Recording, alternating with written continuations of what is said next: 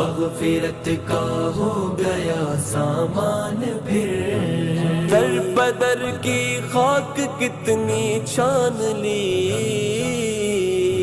لوٹ آ رب کی طرف نادان پھر، مغفرت کا ہو گیا سامان پھر۔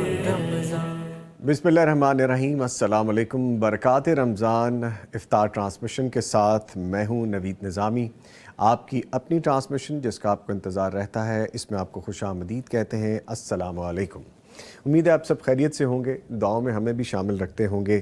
ہم نے خاص طور پہ جو رات گزری ہے اس رات میں خوب عبادات کی ہیں، اللہ تعالیٰ کو منانے کی کوشش کی ہے۔ اس تاک رات کو ہم نے لیلۃ القدر کی جستجو میں عبادت کر کے گزارا ہے، اور امید کرتے ہیں کہ اللہ رب العزت کرے کہ یہی تاک رات ہو، یہی لیلۃ القدر کی رات ہو جس کے بارے میں کہا گیا ہے کہ یہ 1000 مہینوں کی عبادت سے افضل ہے، بہتر ہے۔ اسی جستجو میں ہیں، اور آج الحمدللہ 27 رمضان المبارک ختم ہونے کے قریب ہے۔ کچھ ہی دیر بعد افطار کے بعد ہم انشاءاللہ 28 رمضان المبارک میں داخل ہو جائیں گے۔ ہم نے کوشش تو کی ہے، اپنی سی جستجو تو کی ہے، اور ہم اس میں کتنا کامیاب ہوئے ہیں یہ اللہ رب العزت بہتر جانتے ہیں۔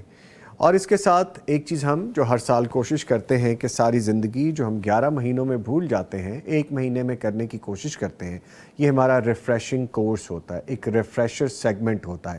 جیسے پہلے 20 رمضان المبارک گزرتے ہیں تو آخری 10 ہمیں مزید تیزی کے ساتھ انہی چیزوں پہ عمل کرنے کی ضرورت ہوتی ہے۔ کچھ ہمارے خوش نصیب بھائی بہنیں اعتکاف پہ بیٹھے ہیں، وہ انشاءاللہ جیسے ہی چاند نظر آئے گا تو اعتکاف سے اٹھیں گے۔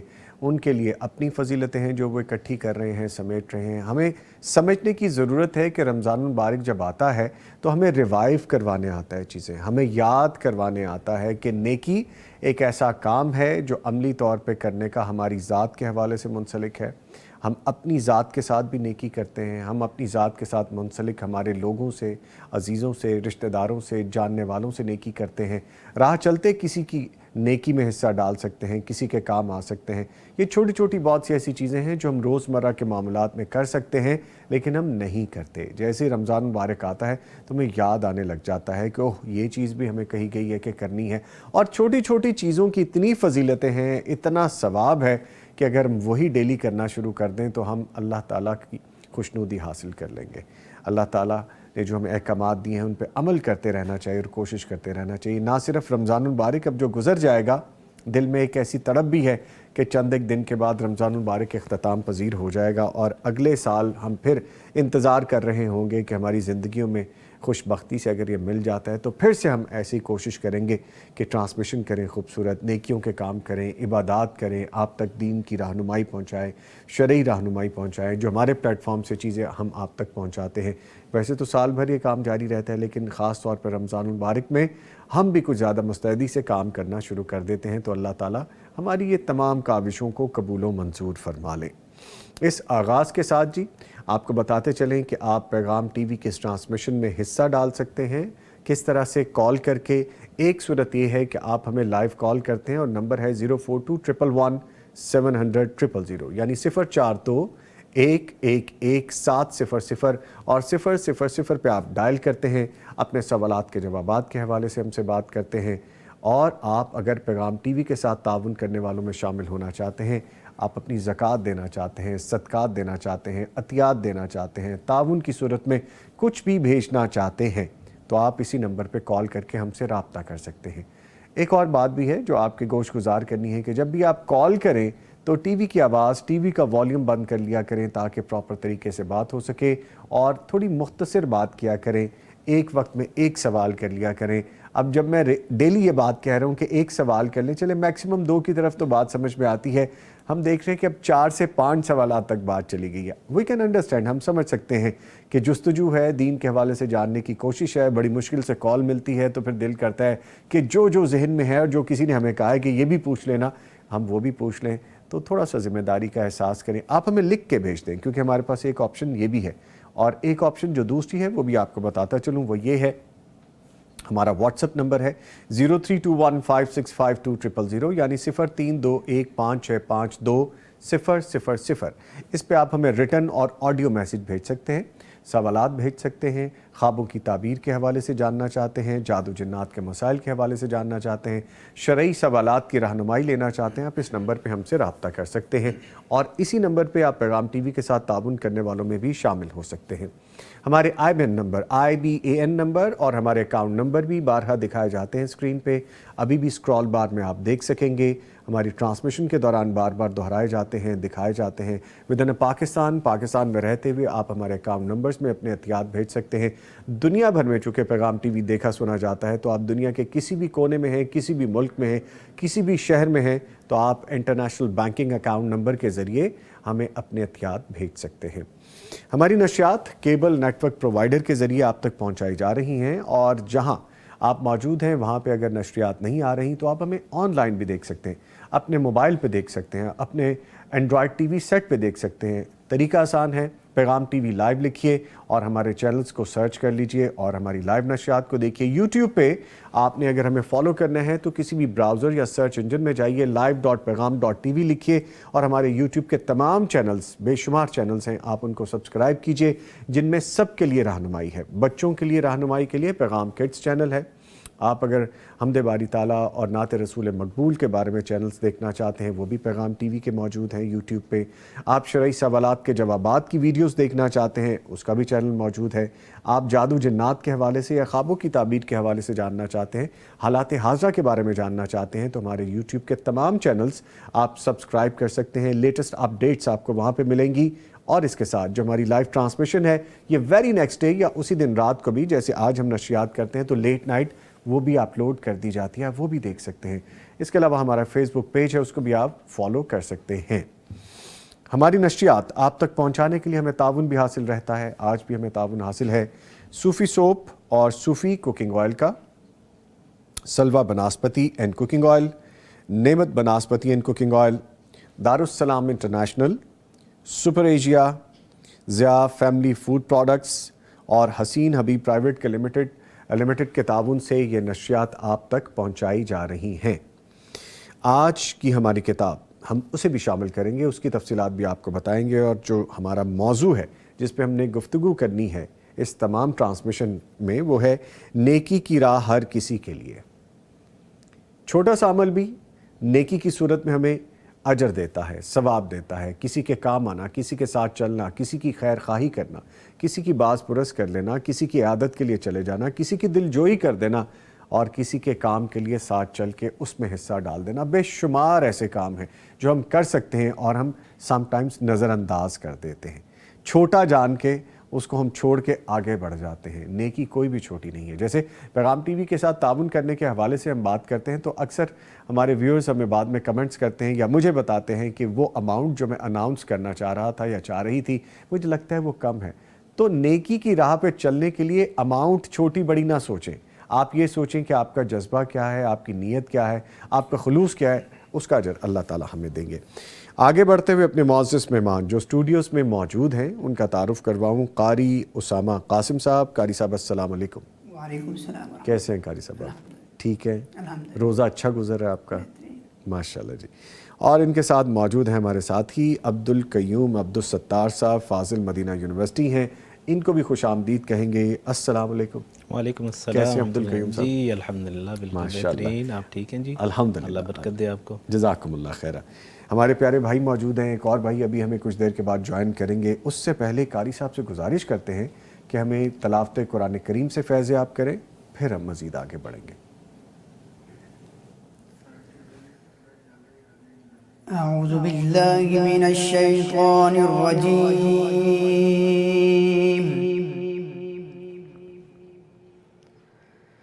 بسم اللہ الرحمن الرحیم۔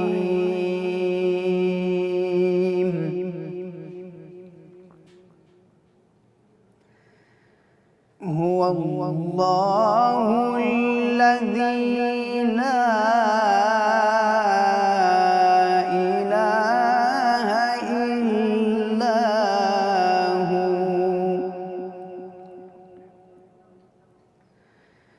عالم الغیب والشہادۃ، هو الرحمن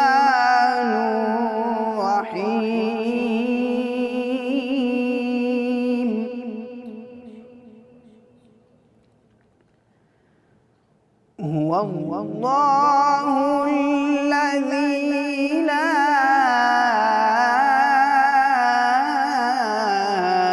إله إلا هو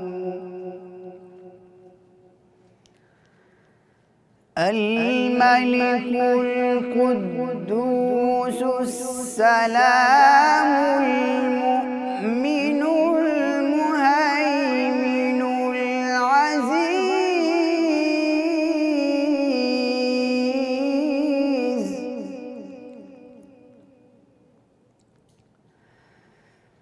هو الله الذي لا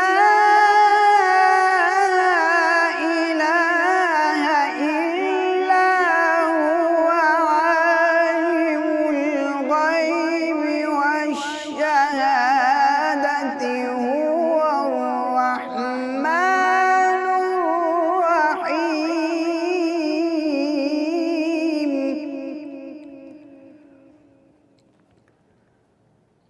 هو الله الذي لا إله إلا هو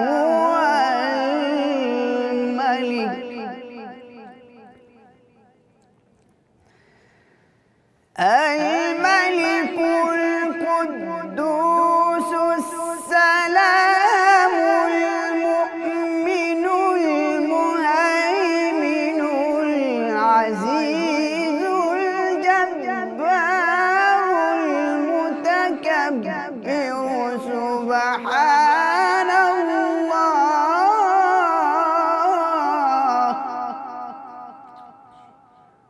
سبحان الله عما يشركون هو الله الخالق البارئ المصور له الأسماء الحسنى يسبح له ما في السماوات والأرض وهو العزيز الحكيم صدق الله العلي العظيم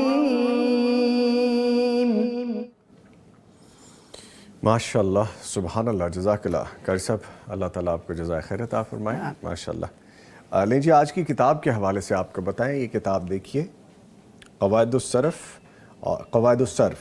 यानी अरबी समझने के लिए ये ख़ास किताब जिसके बारे में बता रहे हैं कि दीनी निसाब एक नए अंदाज से। अरबी समझने के लिए ग्रामर की ज़रूरत है और ये नहव और सरफ़ दो अलूम पर मुश्तमिल है। दारुस्सलाम दीनी निसाब को भी एक नए अंदाज से पेश करने की सादत हासिल कर रहा है। ये देखिए जी आज की किताब। ये किताब इसी सिलसिले की एक कड़ी है और मदारसे दीनिया में शामिल निसाब है और वफाक के तालीमी बोर्ड्स ने इस पर नज़रसानी भी की है। ये आज की किताब है जी। दारुस्सलाम के तमाम शोरूम्स पे और darussalam.pk से आप इसको हासिल कर सकते हैं। तमाम आउटलेट्स पे अवेलेबल है और ऑनलाइन ऑर्डर करना है तो आप darussalam.pk पे जाइए, इस किताब को ऑर्डर कीजिए और ये आपको डिलीवर कर दी जाएगी आज की किताब जो कि आपको बताई गई है। ठीक है जी, ये ज़िम्मेदारी अदा करने के बाद मैं शुक्रिया अदा करूँगा अपने मुअज़्ज़ज़ मेहमान कारी उसामा कासिम साहब का। कारी साहब शुक्रिया आप तशरीफ़ लाए और इसके साथ एक वक्फ़ा लेते हैं फिर दोबारा हाजिर होते हैं। ट्रांसमिशन में आपके साथ हैं, आपकी अपनी ट्रांसमिशन है बरकात रमज़ान इफ्तार ट्रांसमिशन, जिसमें आप हिस्सा डाल सकते हैं ताउन की सूरत में भी और कॉल करके सवाल की सूरत में भी, और लाइव लिंक यूट्यूब का मेरे सामने ओपन है, आप यहाँ पे भी हमसे रब्ता कर सकते हैं। हमारे साथ एक और मुअज़्ज़ज़ मेहमान मौजूद हैं, तारुफ़ करवाता चलूँ। हमारे साथ इस वक्त ज्वाइन कर चुके हैं डॉक्टर मोहम्मद आतिफ़ इलियास साहब, फ़ाज़िल उम्मुल क़ुरा यूनिवर्सिटी मक्का मुकरमा, इनको खुशामदीद कहते हैं। डॉक्टर साहब अस्सलाम वालेकुम। डॉक्टर साहब आप भी हमारी टीम मेंबर्स में से हमारी तरह उन्हीं चंद एक लोगों में से हैं कि जो कि زیادہ ٹائم گھر سے یہاں پہ نظر آ رہے ہیں. بالکل ایسا ہی. خطبے میں بھی یہاں پہ ہیں, ٹرانسمیشن میں بھی یہاں پہ ہیں, پھر ریسرچ کے حوالے سے بھی یہاں پہ ہیں, پھر اور رہنمائی کے حوالے سے. سو ماشاءاللہ ہماری ساری ٹیم اسی طرح چل رہی ہے الحمدللہ. الحمدللہ, اللہ تعالیٰ کی توفیق ہے جی, اللہ قبول فرما لیں. آمین آمین. اور ڈاکٹر صاحب کے ساتھ ہمارے ایک اور جو پیارے بھائی پہلے سے موجود ہیں, فضیلت الشیخ ڈاکٹر عبدالقیوم عبدالستار صاحب. ڈاکٹر صاحب 2 ڈاکٹر بیٹھ گئے ہیں اور ایک اینکر ہے, تو اب خدا جانے کے معاملہ کیسے آگے بڑھے گا. آپ بے فکر رہیں, کچھ نہیں ہونے والا. چلے اللہ خیر رکھے جی, اللہ خیر رکھے. ٹرانسمیشن کو آگے لے کے بڑھتے ہیں. ڈاکٹر صاحب آپ سے گفتگو کا آغاز کرتے ہیں. فرمائیے گا کہ اللہ کے نزدیک سب سے پسندیدہ نیکی کون سی ہے؟ بسم اللہ الرحمن الرحیم. اس موقع پر یہ سوال بڑا زبردست ہے اور لازمی کرنا چاہیے, اور رہنمائی بھی ہونی چاہیے اور خود کو بھی اس کے اوپر لانا چاہیے. نبی پاک صلی اللہ علیہ وسلم کی مختلف احادیث ہیں جن میں آپ صلی اللہ علیہ وسلم نے بتایا ہے کہ یہ چیز, یہ عمل اللہ کے ہاں پسندیدہ ہے. تو ان میں ایک جو ٹاپ آف دی لسٹ میں نے آج نکالا ہے وہ یہ کہ احب العمل الی اللہ ادومہ وان قل, یا کان احب الدین الیہ ما داوم علیہ صاحبہ. کہ اللہ تبارک و تعالیٰ کے نزدیک, اور نبی پاک صلی اللہ علیہ وسلم کی خود اپنی پسند بھی یہی تھی کہ انسان جو بھی نیکی کرے اس کو مداومت کے ساتھ ریگولر بیسس کے اوپر مسلسل کرتا چلا جائے. اچھا. چاہے وہ تھوڑی ہی کیوں نہ ہو, نیکی ہو, کم ہو, لیکن مستقل ہو. یعنی آپ ایک دن ساری رات تہجد پڑھ لیں اور 10 دن ناغا کر لیں, اس کی بنسبت آپ رات میں چاہے 1 رکعت 2 رکعت, 1 رکعت تو نہیں ہوتی خیر, 2 رکعت یا اس سے زیادہ پڑھ لیں, یا صرف تلاوت ہی کر لیں, لیکن وہ مستقل بنیادوں پر ہو تو زیادہ بہتر اور افضل ہے. وہ جو کہتے ہیں نا کہ کچھوے کی چال جی زیادہ بہتر ہے بنسبت اس کے کہ آپ چلیں اور رک جائیں, چلیں اور رک جائیں. آپ چلتے رہیں. ایگزیکٹلی. یعنی آپ جب ایک راستے پر چل پڑیں گے تو آپ کی رفتار جو بھی ہو بہرحال آپ انشاءاللہ پہنچ ہی جائیں گے. اور اگر آپ رک کے جا رہے ہیں تو عین ممکن ہے کہ بہت سلو جانے والا آپ سے آگے نکل جائے. یہ بات درست ہے. تو پہلی بات تو یہ ہے کہ جو بھی کریں اس کو مستقل مزاجی سے کریں, یہ اللہ تبارک و تعالیٰ کے ہاں محبوب ترین عمل ہے.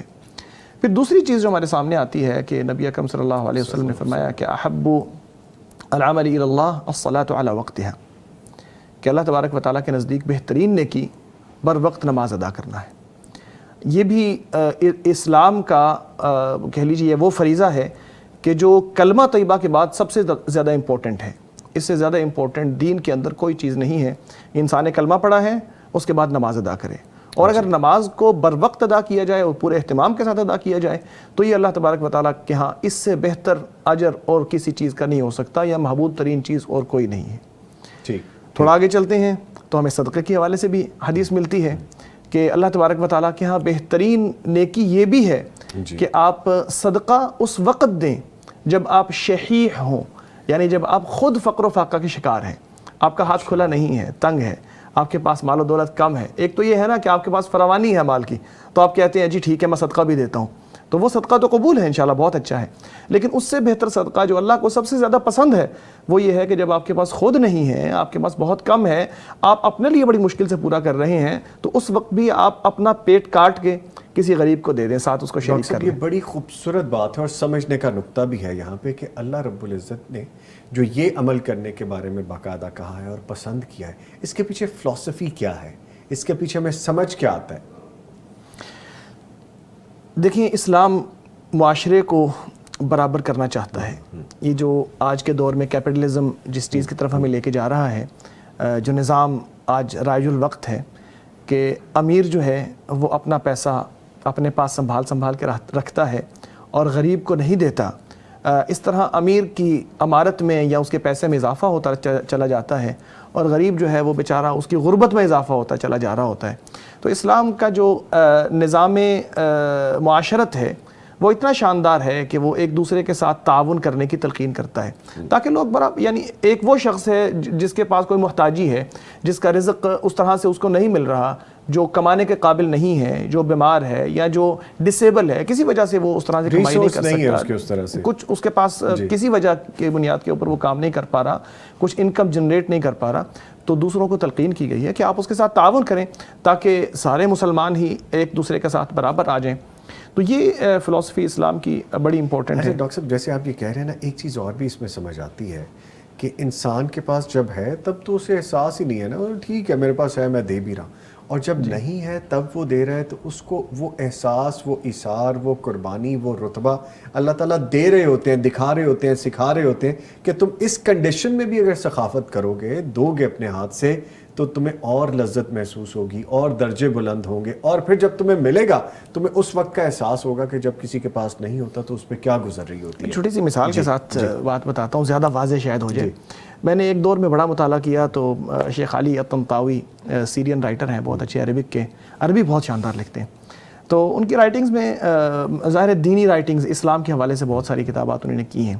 تو یہ جو بات کر رہے تھے کہ جب آپ کے پاس کچھ نہ ہو تب آپ نے اس کی فضیلت کے حوالے سے لکھ رہے تھے، تو وہ خود بتاتے ہیں کہ ہمارے گھر میں ایسا ہوا کہ ہم نے کچھ افطاری کا کھانا بنایا، اور افطاری کا کھانا مکمل تیار ہے، سج گیا ہے دسترخوان، سب لوگ موجود ہیں، انتظار کر رہے ہیں کہ کھانا کھانے لگے ہیں، اور ابھی افطاری کا ٹائم ہوا ہی چاہتا ہے کہ کوئی دروازے پہ دستک ہوتی ہے، کوئی غریب آ گیا ہے، کوئی محتاج آ گیا ہے، کہتا ہے یار کچھ دے دو۔ تو وہ خود اپنی کتاب میں لکھتے ہیں کہ اللہ تعالیٰ قبول فرمائے، میں نے جو ہمارے کھانا گھر میں جو تیار تھا میں نے ان کو دے دیا، اور پھر یعنی اپنے پاس جتنا کچھ تھا انہوں نے تیار کر کے رکھا ہوا تھا، اور افطاری سامنے رکھی ہوئی تھی، جب محتاج آ گیا تو اس کو کہا جی یہ آپ لے لیں، ہمارا گزارا ہو جائے گا، کچھ تھوڑی بہت چیز جو کھجورے وغیرہ کھا کے انہوں نے افطاری کر لی، اور بقیہ جو چیز ان کے پاس نفیس تھی، تیار تھی، اچھی تھی، مزیدار تھی، جس کے دل بھی چاہ رہا تھا کھانے کو، انہوں نے وہ چیز اللہ تبارک و تعالیٰ کی راہ میں دے دی۔ تو یہ ہے پریکٹیکل نمونہ، یہ ہے پریکٹیکل عمل۔ آپ کو قربانی، ایثار اور وہ رتبہ اور وہ لذت، وہ طمانیت جو محسوس ہوتی ہے، اللہ تعالیٰ وہ پھر ایسی کنڈیشن میں آپ کو دیتے ہیں۔ ڈاکٹر صاحب ہماری گفتگو سن رہے ہیں، ڈاکٹر صاحب نیکی اصل میں کہتے کس کو ہیں؟ کسی خیر کے کام کو، یا نیکی اس کو کہتے ہیں جس کے کرنے کے بعد آپ کو اجر مل جائے، ثواب مل جائے، یا سکون مل جائے، یا اللہ تعالیٰ کی طرف سے تحفہ ملے؟ نیکی کہتے کس کو ہیں؟ بسم اللہ الرحمن الرحیم۔ نیکی اور عبادت جو ہے یہ اسم جامع لکل ما یحبہ اللہ ویرضاہ من الاعمال الظاہرہ والباطنہ، ہر ایسا کام جسے اللہ تعالیٰ پسند کرے، وہ کام اللہ تعالیٰ کو اچھا لگتا ہے، وہ کام ظاہری ہو یا باطنی ہو، وہ کسی بھی طرح کا کوئی کام ہے جو اللہ تعالیٰ کو اچھا لگتا ہے، وہ نیکی ہے۔ نیکی کی اگر ہم مختصر تعریف کریں وہ یہی ہے، سمجھنے کے حوالے سے۔ اور اگر ہم اسے مزید تھوڑی سی اس کی وضاحت چاہیں، دیکھیں ہمیں نیکی کس نے بتائی ہے کہ یہ چیز نیکی میں شامل ہے اور یہ چیز نیکی کے برعکس ہے، نیکی نہیں ہے، تو اس کے لیے اللہ رب العزت نے ہماری طرف جو ہے امت محمدیہ کی طرف ایک پیغمبر اور رسول بھیجا ہے، جس رسول نے ہمیں ہر چیز واضح کر کے بتا دی ہے کہ یہ نیکی ہے، یہ نیکی ہے، یہ تم کرو، اصول بتا دیے کہ نیکی کرنے کے یہ اصول ہیں، یہ ضابطے ہیں، انہیں سامنے رکھ کے اپنی زندگی بسر کرو گے تو تمہاری زندگی کا ایک ایک عمل وہ نیکی شمار کیا جائے گا، اور اگر تم ان اصولوں کو چھوڑ دو گے، ان کے برعکس اپنی زندگی بسر کرو گے تو تمہارا کوئی عمل بھی نیکی شمار نہیں کیا جائے گا۔ اللہ تعالیٰ کی رضامندی کا حصول جو ہے وہ اسی چیز کے اندر ہی ہے کہ ہم رسول اللہ صلی اللہ تعالیٰ علیہ وسلم نے ہمیں جو کچھ بتایا ہے، ہماری جو رہنمائی فرمائی ہے، ہم اسے نیکی جانیں، اسی کو ہی ہم عبادت تصور کریں کہ یہی عبادت ہے اور یہی نیکی ہے، اور ہم نے اس کے مطابق ہی اپنی زندگی بسر کرنی ہے۔ اچھا ڈاکٹر صاحب، جو نیکی ہے، نیکی کرنے کی راہ میں بہت ساری رکاوٹیں بھی آ جاتی ہیں، جی، وہ سب سے بڑی رکاوٹ کیا ہے اور اس سے بچا کیسے جا سکتا ہے؟ جی دیکھیے، نیکی کی راہ میں، عبادت کی راہ میں جو سب سے بڑی رکاوٹ ہے وہ خواہش پرستی ہے، کہ انسان جو ہے وہ اپنی خواہشات کا اسیر بن جاتا ہے، کہ میرا دل چاہ رہا ہے کہ میں اپنی زندگی ایسے بسر کروں، میرا دل نہیں چاہتا کہ میں فجر کے ٹائم اٹھوں، نیند کا وقت ہوتا ہے، بڑی اچھی نیند آ رہی ہوتی ہے، اور میں اس وقت اٹھ کے وضو کروں، اگر سردی کا موسم ہے تو ٹھنڈے پانی سے گرم بستر سے نکلنا اور پھر ٹھنڈے پانی سے وضو کر کے اللہ کے حضور کھڑا ہو جاؤں۔ تو یہ جو خواہش پرستی ہے یہ نیکی کی راہ میں سب سے بڑی رکاوٹ ہے، اور اللہ رب العزت نے قرآن مجید میں ارشاد فرمایا ہے افرأیت من اتخذ الہہ ہوا، کہ آپ اس شخص کو دیکھیے کہ جو اپنی خواہشات کو اپنا خدا بنا لیتا ہے، اپنا الہ تصور کرتا ہے، اس کا خدا اور اس کا معبود اس کی خواہشات ہیں، جو اس کی خواہش ہوئی وہی اس نے کی ہے، اور اسی طرح رسول اکرم صلی اللہ تعالیٰ علیہ وسلم نے تو یہاں تک فرمایا ہے لا یؤمن احدکم حتی یکون ہواہ تبعا لما جئت بہ، کہ اس وقت تک کوئی انسان کامل ایمان والا ہو ہی نہیں سکتا جب تک وہ اپنی ساری کی ساری خواہشات کو میری لائی گئی شریعت کے مطابق نہیں بنا لیتا۔ تو ہمیں اپنی جو خواہشات ہیں انہیں رسول اکرم صلی اللہ تعالیٰ علیہ وسلم کی جو شریعت ہے اس کے مطابق ہمیں بنانا ہوگا۔ تو نیکی کی راہ میں یہ سب سے بڑی رکاوٹ ہے کہ دیکھیں اللہ تعالیٰ نے خواہش پرستی سے بہت سی جگہوں پہ منع، جو انبیاء کرام ہیں انہیں اللہ تعالیٰ نے خواہش پرستی سے منع کر دیا ہے۔ خواہش پرستی انسان کو گمراہی کی طرف لے جاتی ہے۔ اللہ تعالیٰ نے اپنے پیارے پیغمبر سیدنا داؤد علیہ السلام کے متعلق قرآن مجید میں ارشاد فرمایا یا داؤد انا جعلناک خلیفۃ فی الارض، کہ اے داؤد علیہ السلام ہم نے تجھے زمین کے اندر خلیفہ بنایا ہے، اور آگے چل کے فرمایا ولا تتبع الہوی فیضلک عن سبیل اللہ، کہ آپ خواہش پرستی میں مبتلا نہ ہو جانا۔ ایک پیغمبر کو کہا جا رہا ہے کہ اے داؤد علیہ السلام خواہشات کے پیچھے نہ چل پڑنا، ان کا نقصان کیا ہوگا؟ فیضلک عن سبیل اللہ، یہ خواہش پرستی تمہیں جو اللہ تعالیٰ کی راہ ہے، جو نیکی کی راہ ہے، یہ اس سے تمہیں ہٹا دے گی، اس سے تم ہٹ جاؤ گے۔ تو اسی لیے جو خواہش پرستی ہے ہمیں اسے چھوڑنا ہوگا۔ اور یہاں پر جو ہے مجھے سیدنا علی مرتضیٰ رضی اللہ تعالی عنہ کا ایک قول یاد آ رہا ہے جو امام احمد بن حنبل رحمہ اللہ تعالی نے نقل فرمایا ہے۔ کہتے ہیں کہ حضرت علی رضی اللہ تعالی عنہ نے فرمایا کہ جو لمبی امیدیں ہیں، انسان جو ہے دنیا میں وہ بڑی لمبی امیدیں جو ہے وہ لگا کے بیٹھ جاتا ہے کہ میں یہ بھی کروں گا، یہ بھی کروں، اسے پتہ ہی نہیں ہے کہ اگلی سانس بھی لے سکتا ہوں یا نہیں۔ تو اس کا انجام کیا ہوتا ہے کہ وہ آخرت کو بھلا بیٹھتا ہے۔ اور اسی طرح جو شخص خواہش پرستی کے پیچھے چل پڑتا ہے، اس کی خواہش ہوتی ہے کہ میں بس جو میرے دل میں ہے نا میں وہ کر گزروں، تو ایسا شخص جو ہے وہ سچائی اور حقیقت سے دور رہتا ہے، وہ سچائی کو پا ہی نہیں سکتا۔ اور یہاں پر میں ایک اور چیز جو ہے وہ اگر آپ جی پلیز کمپلیٹ کریں کہ دیکھیں اللہ تعالیٰ نے جو انسان کی خواہشات ہیں ان سے منع نہیں فرمایا کہ کوئی انسان خواہش ہی نہ کرے۔ انسان کی جو خواہشات ہیں انہیں کچلا نہیں گیا، انہیں دبایا نہیں گیا، بلکہ خواہشات کی تکمیل کا راستہ بتایا گیا ہے کہ آپ کی جو خواہشات ہیں آپ نے کھلے عام اپنی خواہشات کی جو تکمیل ہے ان میں نہیں لگ جانا، بلکہ جو راستہ رسول اکرم صلی اللہ تعالیٰ علیہ وسلم نے خواہشات کی تکمیل کا بتا دیا ہے، اگر تم وہ راستہ اپناؤ گے تو تم اپنی خواہش کو بھی پورا کرو گے اور وہ نیکی بھی شمار کیا جائے گا۔ وہ رول ماڈل بھی ہمیں دکھا دیا گیا ہے۔ ٹھیک ہے، اچھا ڈاکٹر صاحب سے بھی گفتگو جاری ہے، ایک اور ڈاکٹر صاحب بھی موجود ہیں۔ اب دونوں ڈاکٹر ہیں تو بات کو تھوڑا بیلنس رکھ کے چلنا پڑ رہا ہے مجھے کہ کس کو کہاں پہ روکنا ہے اور کس کو کہاں پہ ایڈ کرنا ہے۔ اچھا ڈاکٹر صاحب یہ فرمائے گا کہ نیکی صرف مالدار ہی کر سکتا ہے، جیسا بھی ہم کچھ دیر پہلے ذکر کر رہے تھے، یا غریب آدمی بھی نیکی کر سکتا ہے؟ کن صورتوں میں وہ نیکی شمار کی جائے گی اور وہ کون سی نیکیاں ہوتی ہیں؟ یہ دلچسپ صورتحال نبی کریم صلی اللہ علیہ وسلم کے دور میں بھی پیدا ہوئی تھی، یہی سوال کہ کیا صرف امیر ہی نیکیاں کر سکتے ہیں، وہی صدقات کر سکتے ہیں، خیرات کر سکتے ہیں؟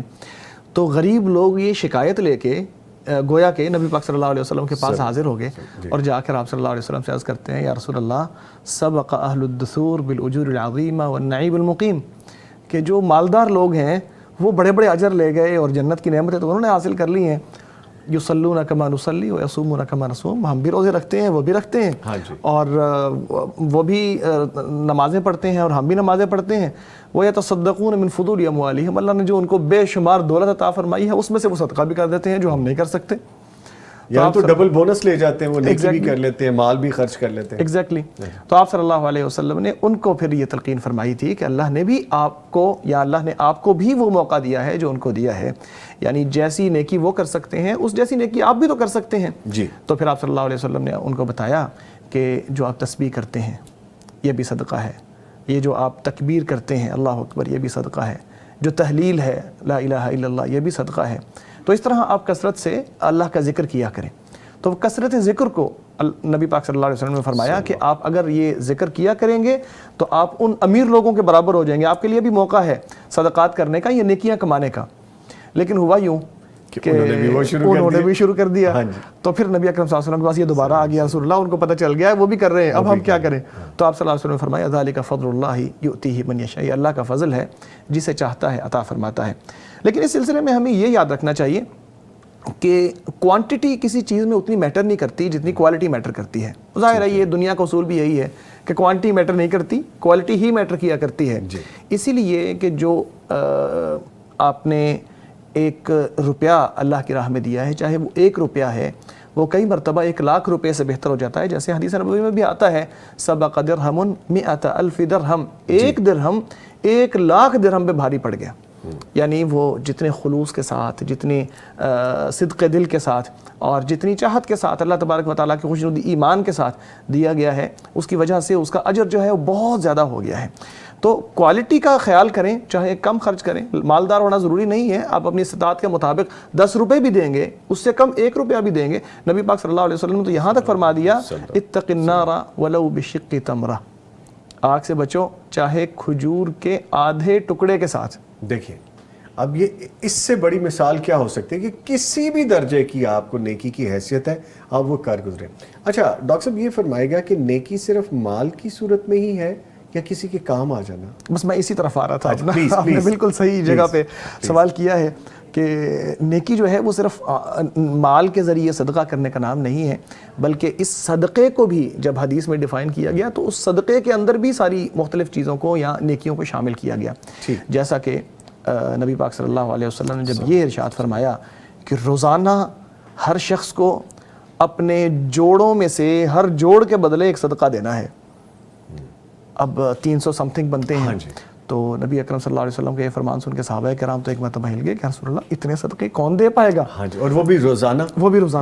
تو آپ صلی اللہ علیہ وسلم نے فرمایا نہیں آپ جو کہہ رہے ہو اس کا مطلب وہ نہیں ہے، بلکہ پھر آپ صلی اللہ علیہ وسلم نے صدقے کی مختلف شکلیں جو ہیں وہ لوگوں کے سامنے رکھیں، نیکی کی مختلف شکلیں.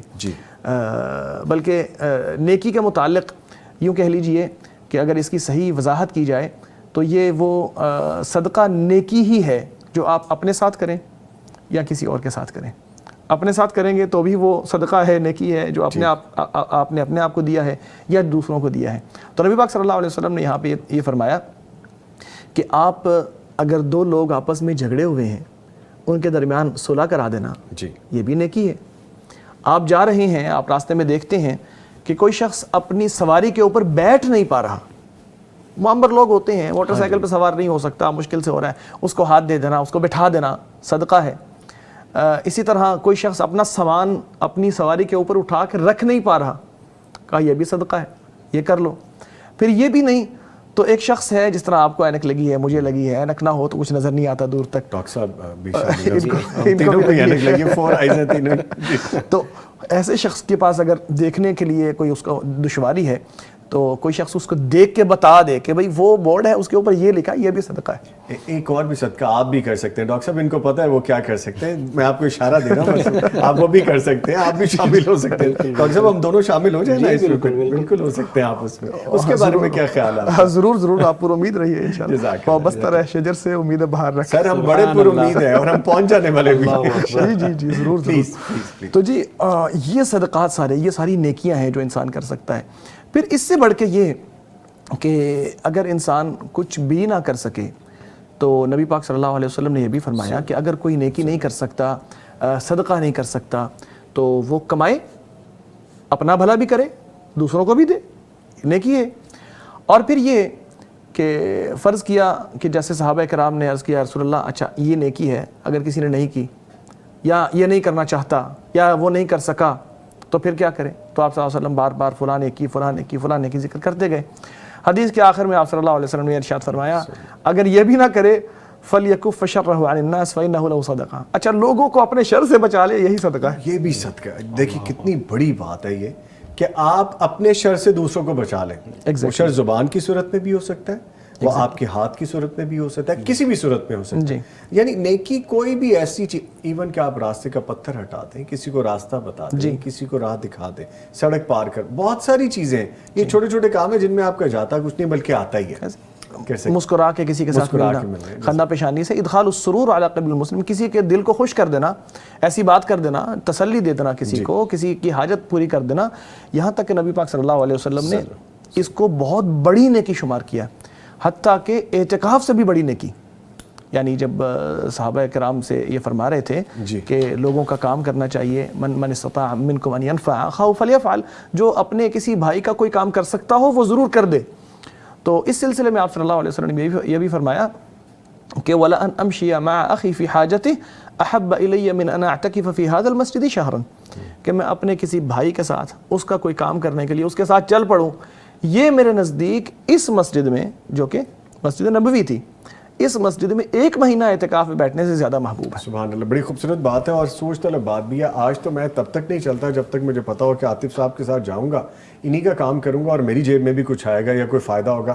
آج کل تو بڑا مشکل ہے، لوگ ایسے موجود ہیں ڈاکٹر صاحب ہیں، لیکن یہ بات جب ہم دیکھتے ہیں خاص طور پہ آج کی مادیت پرستی جو ہماری زندگی ہو گئی ہے، اس میں تو پہلے مجھے نظر آ رہا ہوگا کہ ڈاکٹر صاحب کے ساتھ جانے میں میرا اپنا پرسنل فائدہ کیا ہے، میں پھر جاؤں. وہ تو نیکی رہی نہیں، وہ تو آپ نے کاروبار کر لیا. اس پہ مزید بھی بات کریں گے. معزز مہمان موجود ہیں، ایک وقفہ ہے، اس کے بعد دوبارہ حاضر ہو رہے ہیں. نیکی کی راہ ہر کسی کے لیے ہے. ضروری نہیں ہے کہ آپ کے پاس مال نہیں ہے تو آپ نیکی نہیں کر سکتے، اور اگر مال ہے تو ہی نیکی کر سکتے ہیں. نیکی کی بہت سی صورتیں ہیں. کون کون سے ایسے کام ہیں جو نیکی میں شامل ہو سکتے ہیں، اور ہم کیسے روزانہ نیکی کر سکتے ہیں، ہم کیسے روٹین بنا سکتے ہیں، ساری گفتگو ہو رہی ہے. معزز مہمان موجود ہیں.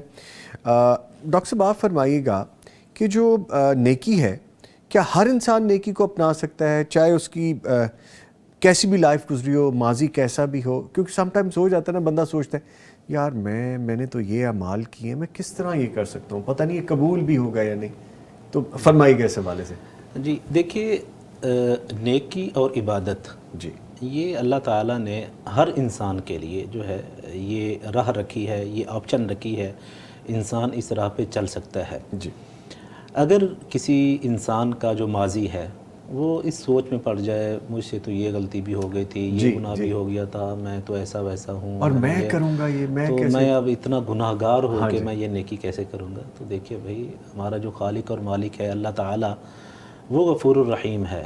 آپ صرف اس کے سامنے توبہ کریں، اور توبہ اتنی آسان ہے کہ آپ اپنے گناہ کو گناہ تصور کریں، اس پہ اللہ تعالیٰ کے سامنے اپنے دل میں شرمندگی کا جو ہے آپ اظہار کریں، اور یہ عہد کر لیں کہ اللہ تعالیٰ آج کے بعد قریب ہی نہیں جاؤں گا اس گناہ کے. تو آپ کی توبہ ہو گئی ہے. تو اس کے بعد آپ ہر طرح کی نیکی کریں، آپ کے لیے کوئی رکاوٹ نہیں ہے. اور اگر گناہ ہو رہے ہیں کسی انسان سے، دیکھیں گناہ ہو جانا یہ کوئی بڑی بات نہیں ہے. انسان خطا کا پتلا ہے، اس سے غلطی اور گناہ ہو جاتا ہے. تو یہ جو تصور ہے کہ میں تو گناہ گار ہوں تو میں نیکی کیسے کروں، یہ تصور غلط ہے. جن لوگوں سے گناہ ہوتے ہیں، ہر انسان سے گناہ ہو جاتا ہے، تو اسے نیکی میں اپنی جو زندگی ہے اس میں نیکی جو ہے اسے ضرور شامل کرنا چاہیے، اسے محروم نہیں رکھنا چاہیے. جیسے آج کل رمضان ہے تو کچھ لوگ یہ سوچتے ہیں کہ میرا تو کاروبار ایسا ہے، اس میں مجھے جھوٹ بولنا پڑتا ہے. یہ تو بھائی آپ اس جھوٹ سے توبہ بھی تو کر سکتے ہیں. آپ اللہ تعالیٰ سے یہ عہد کر سکتے ہیں کہ اللہ تعالیٰ میں آج کے بعد جو ہے یہ غلطی جو میرے کاروبار میں، میرے بزنس میں، یا جو بھی میرا معاملہ ہے اس میں کبھی نہیں آئے گی. رسول اکرم صلی اللہ تعالیٰ علیہ وسلم کا فرمان ہے کہ جب کوئی شخص اللہ تعالیٰ کے حضور اپنی غلطی اور گناہ کی توبہ کرتا ہے تو اللہ تعالیٰ کو اس سے بہت زیادہ خوشی ہوتی ہے. اور اتنی خوشی ہوتی ہے اس کی مثال رسول اکرم صلی اللہ تعالیٰ علیہ وسلم نے یہ بیان فرمائی کہ جیسے ایک شخص ایسا ہو کہ وہ جنگل بیابان میں سفر کر رہا ہو، وہ راستے میں کسی جگہ پہ پڑاؤ کرتا ہے، رکتا ہے اور اس کی آنکھ لگ جاتی ہے. جب وہ تھوڑی دیر کے بعد اٹھ کے دیکھتا ہے تو اس کی سواری وہاں سے غائب. تو وہ کتنا پریشان ہوگا کہ میرے پاس اب کچھ بھی نہیں ہے، جو سواری تھی جس پہ میرا زادے راہ، سفر کا سامان، سب کچھ وہ بھی لے گئی ہے. تو وہ کتنا پریشان ہے. وہ اسی عالم میں دوبارہ لیٹتا ہے، آنکھ لگ گئی. جب دوبارہ بیدار ہوا تو دیکھتا ہے وہ سواری جو ہے وہ پورے ساز و سامان سمیت اس کے سامنے کھڑی ہے. تو اس کی خوشی کا کیا عالم ہوگا. تو رسول اکرم صلی اللہ علیہ وسلم نے فرمایا کہ جو شخص اللہ تعالیٰ کے حضور اپنی غلطی اور اپنے گناہ کی توبہ کرتا ہے، اللہ تعالیٰ کو उस आदमी से भी ज़्यादा खुशी होती है। तो कोई शख्स अगर अल्लाह ताला के हुजूर तौबा करता है तो अल्लाह ताला उस पर खुश होते हैं। और याद रखिए कि गलती और गुनाह जो है ये हर इंसान से हो जाता है। हम इस चीज़ में अगर पड़ गए कि मुझसे तो गलतियां होती हैं इसीलिए मैं अब नेकी नहीं करता, तो भाई ऐसा कोई इंसान यहाँ पर है जिससे कोई गलती और गुनाह ना हो। इंसान का मासूम जिक्र अनिल हो रहा है। ख़ता जी, जो है, बिल्कुल। देखिए अल्लाह ताला ने अंबियाए किराम जो हैं उन्हें मासूम अनिल ख़ता का दर्जा दिया है कि उनसे कोई गलती और गुनाह जो है उनसे नहीं सरजद होते। उनके अलावा बाकी जितने भी इंसान हैं तो उनसे गलती और गुनाह तो हो जाता है। अच्छा डॉक्टर ठीक है, साहब, जैसे आप कह रहे हैं, सॉरी मैं आपकी बात उचक रहा हूँ, क्या ये जैसा अभी डॉक्टर साहब कहा ना सर ने कि आप अल्लाह से तौबा करें, माफ़ी मांगें और आप यकीनन इस यकीन के साथ आगे बढ़ें और नेकी करें, इतना ही आसान है कि तौबा करें तो आपकी तौबा कबूल हो जाती है। इतना ही आसान है कि सिर्फ ये 2 जुमले बोल लें और रब ताला मान जाते हैं। ज़रा ये एक मैसेज जाना चाहिए, क्योंकि अक्सर लोग समझते हैं तौबा के लिए बड़ा इत्माम करना पड़ेगा, तौबा के लिए पता नहीं क्या चीज़ ऐसी ख़ास करनी पड़ेगी, समझाइए ज़रा। जी देखिए, जैसे मैंने पहले भी जिक्र किया कि तौबा करना इंतहाई आसान अमल है। आप सिर्फ देखें, अगर कोई शख्स ऐसा है कि वो अपनी ज़ुबान से तौबा के जो कोई दुआ या कोई अल्फाज वो अदा नहीं करता, सिर्फ दिल में ही वो ये अहद कर लेता है कि अल्लाह ताला आज के बाद ये वाली जो गलती है, ये वाला जो गुनाह है, मैं इसके करीब ही नहीं जाऊंगा, तो यही उस इंसान की तौबा है। अच्छा, फिर हमारे सामने कभी ये हो जाता है कि ये सवाल हमें दरपेश होता है कि मैंने इस गुनाह से जब तौबा कर ली तो अगर फिर मुझसे यही गुनाह हो गया तो फिर क्या होगा? तो फिर क्या वो होगा? तो तौबा टूट जाएगी, ये हो जाएगा, वो हो जाएगा। देखिए, इंसान जब तौबा करे तो उस वक़्त पूरे अज़म के साथ ये अहद करे कि अल्लाह ताला मैं इस गुनाह के करीब नहीं जाऊँगा। जब उसने ये पूरा अज़म किया है, पुख्ता अहद किया है, पुख्ता उसने ये अपने दिल में ये अल्लाह ताला से वादा किया है, लेकिन उसके बाद फिर भी उससे अगर वो गुनाह हो गया है तो फिर उस पर तौबा कर सकता है। वो ऐसी बात नहीं है कि अगर उसने एक गुनाह और गलती से तौबा कर ली तो कुछ अरसे के बाद उस इंसान से वही गलती हो गई है तो अब क्या उसके लिए तौबा का दरवाज़ा बंद हो गया है? नहीं, वो फिर तौबा कर सकता है। अल्लाह ताला जो है वो तौबा कबूल करने वाली, अल्लाह ताला की जो सिफत है तव्वाब, तव्वाब का मतलब है कि ऐसी ज़ात जो बहुत ज़्यादा तौबा कबूल फरमाने वाली है, ये अल्लाह ताला की सिफत है।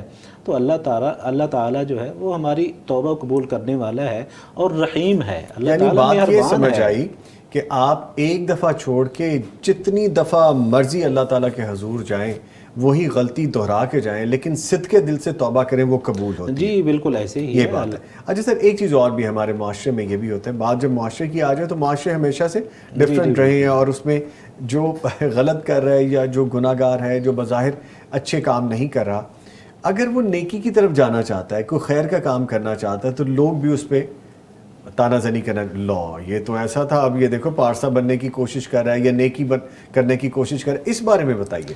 जी देखिए, अगर कोई शख्स जो है वो अल्लाह ताला की तरफ आ रहा है, जी, पहले उससे अगर कोई गलतियां और गुनाह हुए हैं और अब वो अल्लाह ताला की तरफ, अल्लाह ताला के अहकामात की तरफ, अल्लाह ताला की इताअत और फर्माबरदारी की तरफ आ रहा है, जी, तो इसमें सबसे पहले नंबर पे लोगों को उस पर ये एतराज़ उठाना ही नहीं चाहिए कि लो जी इसकी पहली ज़िंदगी कैसी थी, अब ये कैसी ज़िंदगी, ये क्या करना शुरू हो गया है।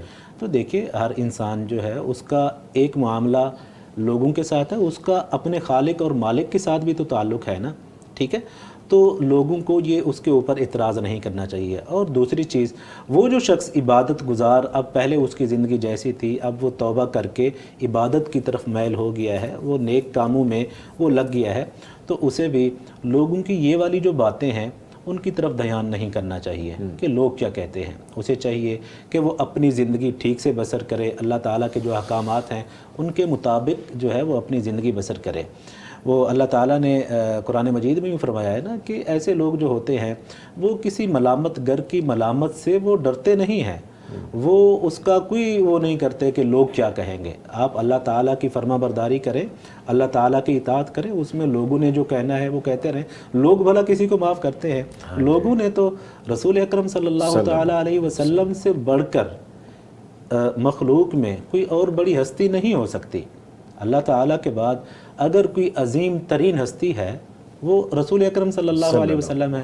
تو لوگوں نے رسول اکرم صلی اللہ تعالیٰ علیہ وسلم کے بارے میں کیا کچھ نہیں کہا. جی. آپ صلی اللہ تعالیٰ علیہ وسلم کے اوپر کس طرح کے لوگوں کی طرف سے اعتراضات کیے گئے, آپ کو ستایا گیا, آپ پہ جو ہے آوازیں کسی گئی نعوذ باللہ, حالانکہ آپ صلی اللہ علیہ وسلم اللہ تعالیٰ کی محبوب ترین ہستی ہے, لیکن پھر بھی آپ کو یہ سننا پڑا ہے. تو ہمیں یہ چیز ذہن میں رکھنی چاہیے کہ جب ہم نیکی کی طرف آئیں اور لوگ اس پہ اعتراض کریں, لوگ اس پہ باتیں کریں, تو ہمیں چاہیے کہ ہم ان لوگوں کی یہ والی جو باتیں ہیں ہم انہیں جو ہے اپنی نیکی کی راہ میں رکاوٹ نہ سمجھیں. یہاں پر ایک اور چیز بھی میں ایڈ کرنا چاہوں گا. لوگوں کی جو پہلی زندگی ہے, ماضی میں اگر ان سے کوئی غلطیاں اور گناہ ہوئے ہیں تو دیکھیں غلطیاں اور گناہ جو ہے وہ بھی تو دو طرح کے ہوتے ہیں نا. کچھ ہوتے ہیں کہ جن کا تعلق اللہ تعالیٰ کی ذات سے ہے, اور کچھ غلطیاں اور گناہ ایسے ہیں جن کا تعلق لوگوں سے ہے, جنہیں ہم اپنی عام زبان میں حقوق العباد کہتے ہیں, بندوں کے حق کہتے ہیں. تو بندوں کے جو حق ہیں ان کے بارے میں اللہ تعالیٰ کا یہ فیصلہ ہے کہ اگر کوئی شخص توبہ کر کے نیکی کی طرف پلٹ آیا ہے تو اسے چاہیے کہ لوگوں کے جو حقوق اس سے غصب ہو چکے ہیں وہ انہیں پورا کرنے کی کوشش کرے. لوگوں کے اس کے اوپر جو اس نے اگر کسی کا اس سے کوئی نقصان ہو گیا ہے, کوئی مالی معاملات ہیں یا لین دین کی جو چیزیں ہیں, اس کو کلیئر کر لیں, اس کو وہ کلیئر ضرور کرنے کی کوشش کرے, کیونکہ جو حقوق العباد ہیں ان کے بارے میں تو رسول اکرم صلی اللہ تعالیٰ علیہ وسلم نے یہ فرمایا ہے کہ اگر کوئی شخص دنیا میں انہیں مکمل نہیں کرتا, کلیئر نہیں کرتا, تو قیامت کے دن اس کی نیکیوں میں سے یہ چیز لی جائے گی. اور رسول اکرم صلی اللہ تعالیٰ علیہ وسلم دیکھیں شہید جو ہے اس کی کتنی عظمت ہے. آپ صلی اللہ علیہ وسلم نے فرمایا نفس المؤمن معلقۃ بدینہ حتی یقضی عنہ. اسی طرح کہ شہید کے بارے میں بھی اسی طرح کی روایت ہے کہ ایک مومن اور مسلمان جب وہ شہادت کے درجے پہ فیض ہوتا ہے لیکن اس پہ اگر قرضہ ہے, کوئی لوگوں کا اس کے اوپر کوئی حق ہے جو اس کی طرف سے حق تلفی کی گئی تھی, تو اس کی جو بخشش اور مغفرت ہے اسے پینڈنگ کر دیا جاتا ہے, اسے معلق کر دیا جاتا ہے. تو اسی لیے جو لوگوں کے حقوق ہیں, جو حقوق العباد ہیں, ان کا جو ہے کلیئر کرنا یہ ضروری ہے, اور اللہ تعالیٰ کے سامنے توبہ کرے, نیکی میں بڑھتے چلے جائیں. اللہ تعالیٰ نے فرمایا وَسَارِعُوا إِلَىٰ مَغْفِرَةٍ کہ اے لوگوں جو نیکی کے کام ہیں نا ان میں تم جلدی کرو. جو تم نے دیکھیں اگر مقابلہ بازی ہونی چاہیے, کمپٹیشن ہو, تو وہ نیکی کے کام میں ہونا چاہیے, نیکی کے کام میں ہونا چاہیے. اچھا ڈاکٹر صاحب آپ گفتگو سن رہے ہیں تو ڈاکٹر صاحب نے ایک جملہ دے دیا مجھے, نبی مکرم صلی اللہ علیہ وسلم سے بڑھ کے کون سی ذات ہے جو اللہ تعالیٰ کے بعد اس دنیا میں سب سے افضل شخصیت ہے. ان کی زندگی جس طرح سیرت نبوی صلی اللہ علیہ وسلم کو ہم دیکھتے ہیں تو نیکی کی کون سی ایسی مثالیں ہیں جن سے ہمیں سیکھ لینا چاہیے, کون سے ایسے واقعات ہیں جن کو آج یاد کر کے ہمیں اس حوالے سے نہیں رکنا چاہیے یار لوگ کیا کہیں گے, یار میرا تو ماضی یہ رہ چکا ہے, یار اس حوالے سے بتائیے گا. دیکھیے نبی اکرم صلی اللہ علیہ وسلم کی سیرت جو ہے وہ ہمارے لیے بہترین نمونہ ہے, اور وہ کھلی کتاب ہے. ہمیں نظر آتا ہے کہ آپ صلی اللہ علیہ وسلم زندگی میں کیسے رہے ہیں اور کیا کچھ انہوں نے کیا ہے. لیکن اس حوالے سے کہ آدمی یہ سمجھتے ہوئے کہ میں گنہگار ہوں اور اب میں نیکی نہیں کر سکتا, یا لوگوں کے تانے جو ہیں, تو اس حوالے سے سب سے پہلے تو ایک بات یاد رکھنی چاہیے کہ اللہ تعالیٰ نے جو آیت نازل کی ہے قرآن کریم میں, جو سب سے زیادہ پر امید قسم کی آیت ہے, اہل علم نے کے بارے میں بتایا ہے قُلْ يَا عِبَادِي الَّذِينَ أَسْرَفُوا عَلَىٰ أَنفُسِهِمْ لَا تَقْنَطُوا مِن رَحْمَةِ اللَّهِ. اے میرے وہ بندو کہ جنہوں نے اپنے ساتھ زیادتی کی ہے, حد سے گزر گئے ہیں, اللہ کی رحمت سے مایوس نہ ہو. وہ بھی اللہ کی رحمت سے مایوس نہ ہو. یعنی کبھی انسان یہ تصور نہ کرے کہ اللہ کی رحمت میرے گناہ کے آگے چھوٹی ہے. یہ تو گستاخی ہے نا اللہ کی, کہ ہم یہ سوچنے کی سمجھیں. بات ہے, بڑی اہم بات کی ہے جو آپ نے کی ہے. ہم نے کچھ دن پہلے بھی یہ ڈسکس کیا, ہم کیا سمجھتے ہیں کہ وہ ذات باری تعالیٰ میرے گناہ اس سے بڑے ہیں, میں اس سے زیادہ گناہ کر چکا ہوں. وہ ذات تو ذات باری تعالیٰ جس کی انفینٹی ہے, کوئی لمٹ نہیں ہے, جس کو کاؤنٹ نہیں کر سکتے, وہ اتنی بڑی ذات ہے. پلیز فرمائیے. تو اللہ تبارک و تعالیٰ کی رحمت سے بڑھ کر کوئی چیز نہیں ہے. اور اللہ تعالیٰ نے یہ فیصلہ بھی کر رکھا ہے وَرَحْمَتِي سَبَقَتْ غَضَبِي, کہ میری رحمت جو ہے وہ میرے غضب سے آگے ہے. تو اللہ تبارک و تعالیٰ لوگوں کو غضب سے پہلے رحمت سے نوازتا ہے. تو جو گنہگار ہے وہ مثال میرے ذہن میں بار بار آ رہی تھی کہ وہ 100 قتل والا شخص یس دہرا دیجیے جس نے نبی پاک صلی اللہ علیہ وسلم نے بتایا نا کہ بنی اسرائیل میں ایک شخص تھا کہ جس نے 99 قتل کیے تھے، مرڈر، اچھا خاصا کرمنل آدمی ہوگا نا، جس نے 99 لوگ جو ہے اس نے مار ڈالے، اور پھر وہ کسی عبادت گزار کے پاس گیا، اس کو جا کے پوچھا کہ میں نے اتنے قتل کیے ہیں تو آپ مجھے بتائیے کہ میری کوئی توبہ ہے؟ اب ان صاحب نے کہہ دیا کہ نہیں بھی اتنے گنہگار آدمی کے لیے کوئی توبہ نہیں. تو اس نے کہا اچھا چلے جہاں 99 مارے ہیں میں یہ 100 نمبر آپ کا 100 پورے کر ان کو بھی مار دیا. پھر کسی عالم کے پاس گیا اور ان کو جا کے پوچھتا ہے کہ میں نے 100 بندے مارے ہیں بھائی، اب میری کوئی توبہ ہے؟ تو وہ ان کو کہتے ہیں توبہ سے آپ کو کون روک سکتا ہے. یعنی جس نے 100 بندے قتل کیے ہیں اس کے لیے بھی توبہ ہے. اور توبہ کیسی ہے یہ حدیث میں آگے جا کے اور زیادہ وضاحت کے ساتھ پتہ چلتا ہے کہ اس نے توبہ کر لی اور پھر اس نے اس کو ایک نصیحت کی. یہ جو آپ بات کر رہے تھے نا کہ لوگوں کے تانے، ہاں جی، کہ توبہ کرنے کے بعد اس عالم نے اس کو نصیحت کی کہ اب آپ ایسا کریں کہ یہاں پہ رہیں گے نا اس شہر میں تو آپ کا جو گینگ ہے، جو آپ کے جاننے والے لوگ ہیں جو اس کرائم میں آپ، وہ نہیں چھوڑیں گے آپ کو، وہ آپ کے پیچھے رہیں گے، آپ کے مطلب آپ کو تنگ کرتے رہیں گے. سطح دیکھیں اتنا نیک بنتا پھرتا ہے، اتنے لوگوں ہمارے ساتھ ہی تو کل بیٹھتا تھا، یہی کچھ کرتا تھا، آپ واپس چلے جائیں گے. چھوڑ دیں ان لوگوں کو، اس صحبت کو چھوڑ دیں، جگہ تبدیل کر لیں. جتنے لوگ برے ہیں ان کو چھوڑ کے آپ نئی جگہ پہ چلے جائیں. اور پھر وہ اس کی توبہ قبول کیسے ہوئی آپ اندازہ کریں کہ راستے میں اس کو ملک الموت آ جاتا ہے اور آپ صلی اللہ علیہ وسلم فرماتے ہیں کہ دونوں فرشتے، رحمت کے فرشتے بھی اور عذاب کے فرشتے بھی، دونوں آ گئے اس کی روح قبض کرنے کے لیے. اب عذاب کے فرشتے تو کہنے لگے کہ اس نے کبھی کوئی نیکی کی ہے، اور رحمت کے فرشتے کہنے لگے توبہ کر کے آیا بھائی. تو اللہ تبارک و تعالیٰ نے ان کے درمیان فیصلہ یوں کیا کہ دیکھو کہ ڈسٹنس میئر کر لو، جس جگہ سے زیادہ قریب ہوگا اس کی طرف اس کو شامل کر دیا جائے گا.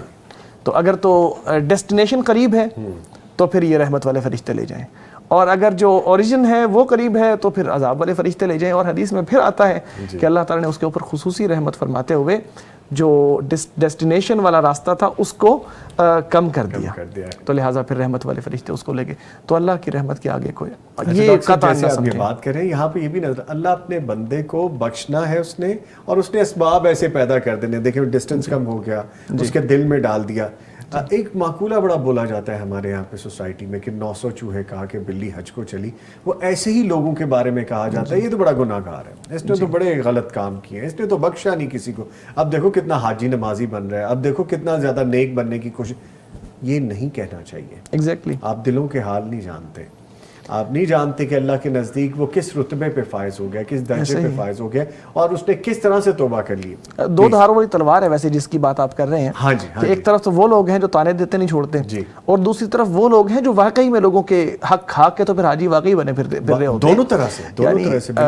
میں پہلے بھی شاید کسی موقع پہ عرض کیا ہو یا بتایا ہو کہ حج کے موقع پہ حج ٹریننگ سیشنز جو ہوتے ہیں وہاں الحمدللہ اللہ تعالیٰ نے موقع دیا تو حجاج کا مکہ مکرمہ کے اندر ہی بلڈنگز کے اندر ٹریننگ کا سیشن چلا کرتا تھا. تو وہاں پہ میں اس بات کو دانستہ طور پر بار بار دہرایا کرتا تھا کیونکہ میں نے مثالیں دیکھی ہیں پاکستان کے اندر کہ پراپرٹیز کو وہاں پہ خاص طور پہ جب آپ دہراتے تھے ایسی بات. تو جب بھی ایسے لوگ ہیں نا جو پراپرٹی پہ قبضہ کیا، بہت سارا پیسہ آ گیا، اس کے بعد اسی پیسے کو لے کے پھر حج کرنے چلے گئے. تو وہ ٹریننگ سیشن کے شروع میں اخلاص کے حوالے سے بات کرتے ہوئے میں یہ بتایا کرتا تھا کہ بھی حج کے لیے آپ کا مال حلال کا ہونا ضروری ہے. ایسا نہ ہو کہ آپ پراپرٹیوں پہ قبضہ کر کے حج کرنے کے لیے آ جائیں، آپ کا حرام مال ہوگا تو آپ کا حج درست نہیں ہوگا. تو یقین کریں جب بھی میں نے بات کی 2-3 بندے میرے مجلس سے اٹھ کے گئے جی. تو یعنی کچھ لوگ ایسے ہیں کہ جو کر غلط رہے ہوتے ہیں اور پھر اتنے اس کے اوپر ڈٹے ہوئے ہوتے ہیں کہ اس کے خلاف کوئی بات سننا بھی گوارا نہیں کرتے کہ کوئی شخص جو ہے ہمیں کہہ کیوں دے کہ اللہ سے ڈرو، ہم نے جو کیا ہے ٹھیک کیا، ہمیں اس غلطی کا احساس نہ دلاؤ. تو ایسے لوگوں کو تو واقعی اللہ سے ڈرنا چاہیے. تالے لگ گئے، دل کالا ہو گیا، پھر ان کو کیسے سمجھ آئے گی؟ ہم تو ان لوگوں کی بات کر رہے ہیں کہ جن کو اللہ تعالیٰ موڑ لیتے ہیں، جن کو اللہ تعالیٰ اپنی طرف لے آتے ہیں، کوئی نہ کوئی سبب پیدا کر دیتے ہیں. یہ دستک دیتے رہیں تو دروازہ کھل جاتا ہے.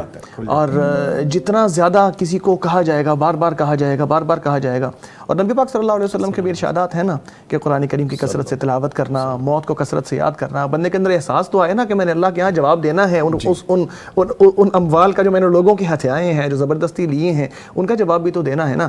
تو یہ احساس جب دل میں پیدا ہوگا، اللہ تعالیٰ سب کو ہدایت دے. لیکن بہرحال آپ کی بات اپنی جگہ درست ہے کہ کسی کو اس طرح تانے نہیں دینے چاہیے کہ آپ ایسا کر رہے تھے. نبی اکرم صلی اللہ علیہ وسلم کی سیرت کے جو واقعات جن کی طرف آپ نے اشارہ کیا ہے، تو نبی پاک صلی اللہ علیہ وسلم نیکی میں سب سے بڑھ کر تھے، جیسا کہ حدیث میں آتا ہے کان اجود الناس، سب سے بڑھ کر سخاوت کرنے والے تھے، سب سے بڑھ کر لوگوں کا فائدہ کرنے والے تھے۔ ابھی تھوڑی دیر پہلے ہی میں نے وہ حدیث عرض کی آپ کے سامنے کہ آپ صلی اللہ علیہ وسلم نے فرمایا کہ میں اپنے بھائی کے کسی کام کو کرنے کے لیے اس کے ساتھ اٹھ کے چلا جاؤں فری آف کاسٹ، جی، اور وہ احتکاف سے بھی زیادہ اچھا ہے۔ تو سب سے بڑھ کر آپ صلی اللہ علیہ وسلم لوگوں کا فائدہ کرنے والے تھے۔ حدیث میں آتا ہے بڑھیا آ کے آپ صلی اللہ علیہ وسلم کا ہاتھ پکڑتی اور کہتی میرا کام ہے، ہاں جی، تو آپ صلی اللہ علیہ وسلم ساتھ چل پڑتے، اور کئی مرتبہ روک کے آپ صلی اللہ علیہ وسلم سے بات کرتی تو آپ صلی اللہ علیہ وسلم رک جاتے اس کے لیے۔ تو اس طرح کے واقعات نبی اکرم صلی اللہ علیہ وسلم کی جو زندگی ہے یا آپ صلی اللہ علیہ وسلم کی سیرت ہے کئی ملتے ہیں ہمیں، لیکن سب سے بڑا واقعہ جو یاد تو ہر ایک کو ہے لیکن اس کو دہرانے کے اندر بڑا لطف ہے اور سبق بڑا ملتا ہے۔ دیکھیے عفو درگزر جی، کہ جب وہ لوگ کہ جنہوں نے آپ صلی اللہ علیہ وسلم کو قتل کرنے کی کوشش کی تھی، اپنے گھر سے اپنے شہر سے نکالا تھا، جب آپ صلی اللہ علیہ وسلم امپاور ہو کے دوبارا مکہ کو فتح کرنے کے لیے آتے ہیں تو وہ سبھی لوگ لرزتے ہوئے، ڈرے ہوئے، سہمے ہوئے کہ اب تو جناب گیا۔ تو آپ صلی اللہ علیہ وسلم کے سامنے آ کے جب وہ کھڑے ہوتے ہیں تو آپ صلی اللہ علیہ وسلم ان سے پوچھتے ہیں ما تظنون انی فاعل بکم، کیا سمجھتے ہو میں کیا کرنے والا ہوں آپ کے ساتھ؟ تو پھر وہ ایسا جواب دیتے ہیں کہ جس کی بنیاد پر پھر آپ صلی اللہ علیہ وسلم ان کو دوسرا جواب دیتے ہیں، کہتے ہیں کہ اخ کریم وابن اخ کریم، آپ بھی ہمارے اچھے بھائی ہیں، مہربانی کرنے والے بھائی ہیں، اور آپ کے والد بھی ایسے ہی تھے مہربانیاں کرنے والے، تو آپ بڑے کریم آدمی ہیں، مہربان آدمی ہیں، تو آپ بھی ہمارے پر مہربانی ہی کریں گے۔ تو آپ نے فرمایا لا تثریب علیکم اليوم اذهبوا فانتم طلقاء، جاؤ آزاد ہو، کہ آپ کے اوپر آج کوئی ملامت نہیں۔ تو یہ ہے آپ صلی اللہ علیہ وسلم کی نیکی کی ایک مثال کہ آپ صلی اللہ علیہ وسلم نے اپنی زندگی کے اندر کیسی کیسی نیکیاں کی۔ پھر اگر دیکھا جائے، سوری میں آپ کی بات کاٹ رہا ہوں، اس پہ ہم مزید بھی بات کریں گے، ڈاکٹر صاحب کو بھی شامل کریں گے، ایک وقفہ ہے، اس کے بعد دوبارہ حاضر ہوتے ہیں جی، بریک لے رہے ہیں پھر دوبارہ آ رہے ہیں۔ ڈاکٹر صاحبان ہمارے ساتھ موجود ہیں، اور نیکی کی راہ ہر کسی کے لیے ہے، سب نیکی کر سکتے ہیں، کسی کے لیے کوئی ممانعت نہیں ہے۔ نیکی کی مختلف صورتیں ہیں، ان پہ ہم ڈسکس کر رہے ہیں، اور یہ بھی نہیں ہے کہ ماضی کچھ ایسا گزرا ہے اور آپ کو یہ ہو جائے کہ اب میں نیکی کروں گا، یہ بھی نہیں سوچنا چاہیے۔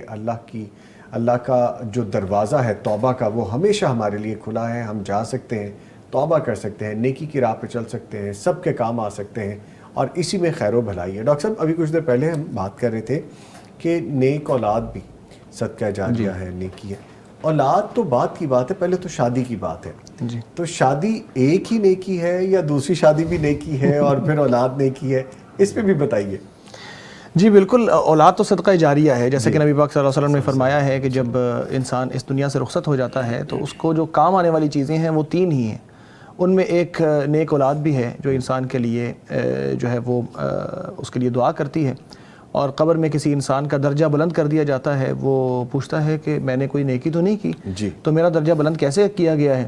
تو اس کو بتایا جاتا ہے بدعاء ولدک لک، تو آپ کی جو آپ اولاد ہے اس کی دعا کے ذریعے آپ کو درجہ بلند کیا گیا ہے، اور آپ کو یہ اس کی وجہ سے درجہ ملا ہے۔ اور ظاہر ہے کہ اولاد کا بنیادی ذریعہ شادی ہی ہے، اور اس کی ترغیب بھی نبی پاک صلی اللہ علیہ وسلم نے دی ہے، بلکہ قرآن کریم خود ارشاد فرماتا ہے وَأَنكِحُوا الْأَيَامَ مِنكُمْ، آپ میں جتنے لوگ غیر شادی شدہ ہیں ان کی شادیاں کراؤ، وَالصَّالِحِينَ مِنْ عِبَادِكُمْ وَإِمَائِكُمْ، حتیٰ کہ جو ایک دور تھا جس میں لونڈیاں اور غلام ہوتے تھے تو کہا کہ ان کی بھی، غلاموں کی بھی اور لونڈیوں کی بھی شادی کراؤ، کوئی معاشرے کے اندر ایسا شخص نہ رہے جو کوارا ہے، جس کے پاس کوئی شادی نہیں ہے۔ اور پھر نبی پاک صلی اللہ علیہ وسلم نے اس حوالے سے یہ بھی تلقین فرمائی کہ جب شادی کرو تو تزوجوا الولود الودود فإنی مکاثر بکم الامم یوم القیامہ، جب آپ شادی کرنے لگو تو اس چیز کا اہتمام کرو کہ آپ اس عورت سے شادی کرو یا دوسری سائڈ پہ اس مرد کا انتخاب کرو کہ جس کے اندر یہ صلاحیت زیادہ نظر آتی ہو بظاہر کہ وہ زیادہ اولاد پیدا کر سکتا ہے یا کر سکتی ہے، کیونکہ قیامت کے دن میں آپ کے ذریعے یا آپ کی کثرت کو دکھا کر لوگوں پر یا دوسری امتوں پر فخر کرنے والا ہوں۔ تو ظاہر ہے کہ بیوی بھی، شادی بھی، اولاد بھی، یہ ایک صدقات ہیں، یہ نیکیاں ہیں جو انسان کرتا ہے، اور جو اس کے اندر صرف ایک شادی کے بارے میں کہا گیا نہیں، ظاہر سی بات ہے کہ دوسری شادی بھی ایک نیکی ہے، اور اگر کسی کی پہلی دوسری ہو پھر تیسری ہے، جی بالکل، یعنی کہ 4 تک کی بات آپ جی 4 تک کی بات ہے۔ اور یہ اجازت بھی اسلام نے دی ہے. اور اگر انسان یہ سمجھتا ہے کہ سب کے درمیان عدل کر سکتا ہے, ان کو بھلے طریقے سے رکھ سکتا ہے, تو اس کے لیے بہتر ہے اور اچھا ہے. ظاہر سی بات ہے, ایک برائی سے بچنے کے لیے یا تو وہ شادی کرے گا, یا کسی کو برائی سے بچانے کے لیے, یا کسی کو سپورٹ کرنے کے لیے, یا جو بھی اس کی بہت ساری وجوہات ہیں, بہت ساری وجوہات ہو سکتی ہیں. تو ان میں سے ہر وجہ جو ہے وہ بذات خود ایک نیکی ہے. اور اگر ایک شادی کے باوجود آدمی یہ سمجھتا ہے کہ وہ برائی سے نہیں بچ سکتا, تو یہ تو ایک ایسی بنیادی وجہ ہے جس کے ذریعے اس کے اوپر لازمی ہو جاتا ہے کہ وہ ایک اور شادی کرے تاکہ وہ برے راستے سے بچ جائے. تو یہ ایسی بھی بیسیوں مثالیں ہیں سوسائٹی میں بہت زیادہ ملتی ہیں کہ جو میں اگر تھوڑا اوپنلی کہہ دوں, چونکہ بات ایسی ہے, ہم گرل فرینڈس تو رکھ لیتے ہیں, ہم دوسری شادی کی طرف نہیں جاتے, نکاح کی طرف نہیں جاتے, کسی کی بہن بیٹی کو آباد کرنے, بلکہ ڈاکٹر صاحب میں آپ کو بھی شامل کرتا ہوں, ان کو آباد کرنے کی طرف ہم نہیں جاتے. یہ کیا سوسائٹی کا ڈیلما ہے, یا جس طرح ہم انفلوئنس میں رہے ہیں ایک اور معاشرے کے ہندو مذہب کے ساتھ بہت عرصہ مسلمانوں نے گزارا, بر صغیر پاک و ہند میں ایک کلچر ہمارا ایسا گزرا کہ ایک ہی شادی کا کانسیپٹ ذہن میں رہا ہے, چاہے عورتیں بوڑھی ہوتی رہیں, بچیوں کو رشتے نہ ملیں, ان کی زندگیاں ایسی گزرتی رہیں, یا خدا نہ خواستہ کوئی گناہ کی طرف چل پڑے. تو یہ نیکی نہیں ہے اگر یہ بھی کیا جائے؟ جی دیکھیے, اللہ تعالیٰ نے نکاح کو عبادت قرار دیا ہے. جی. اور یہ اس لیے عبادت ہے کہ رسول اکرم صلی اللہ تعالیٰ علیہ وسلم نے خود بھی نکاح کیا, اور آپ صلی اللہ علیہ وسلم نے نکاح کی ترغیب دی, اور قرآن پاک میں بھی اللہ تعالیٰ نے نکاح کرنے کا حکم دیا ہے. تو اسی لیے نکاح جو ہے وہ کرنے چاہیے, یہ نیکی اور عبادت ہے.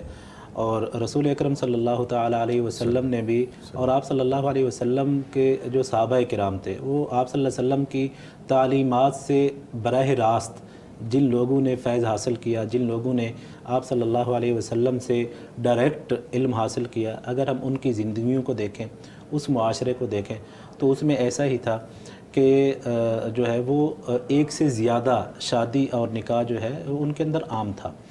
تو آج ہمارے معاشرے میں یہ چیز جو دیکھیں, آج ہمارے معاشرے میں ایک سے زیادہ شادی اور نکاح کو تقریباً غلط سمجھا جاتا ہے. لوگ جو ہے وہ اسے بڑی مشکل سے آپ نے کہا تقریباً غلط ہی سمجھا جاتا ہے زیادہ. جب بھی ہم دیکھتے ہیں سوسائٹی میں, ہم تینوں اگر باہر نکلتے ہیں تو جنگ و جدل شروع ہو جاتی ہے سر اس بات پہ. جی اچھا, یہ تقریباً بھی میں نے ذرا ہاتھ روک کے کہا.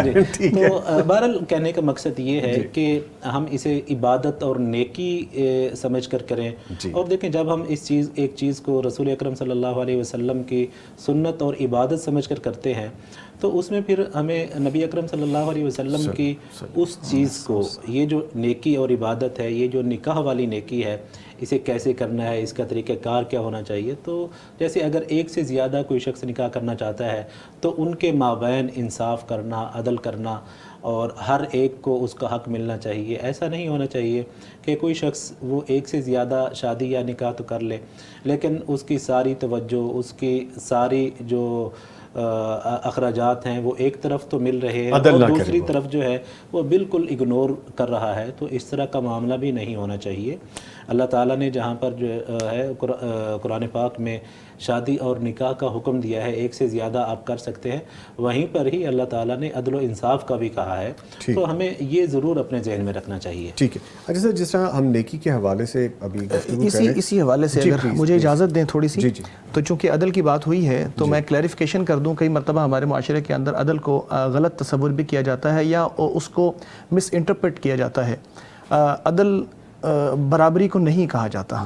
یعنی یہ نہیں عدل کہ مثال کے طور پر آپ کے پاس اگر 1,00,000 روپیہ ہے تو 50,000 ایک کو دیں, 50,000 ایک کو دیں. یہ عدل نہیں ہے. عدل کیا ہے؟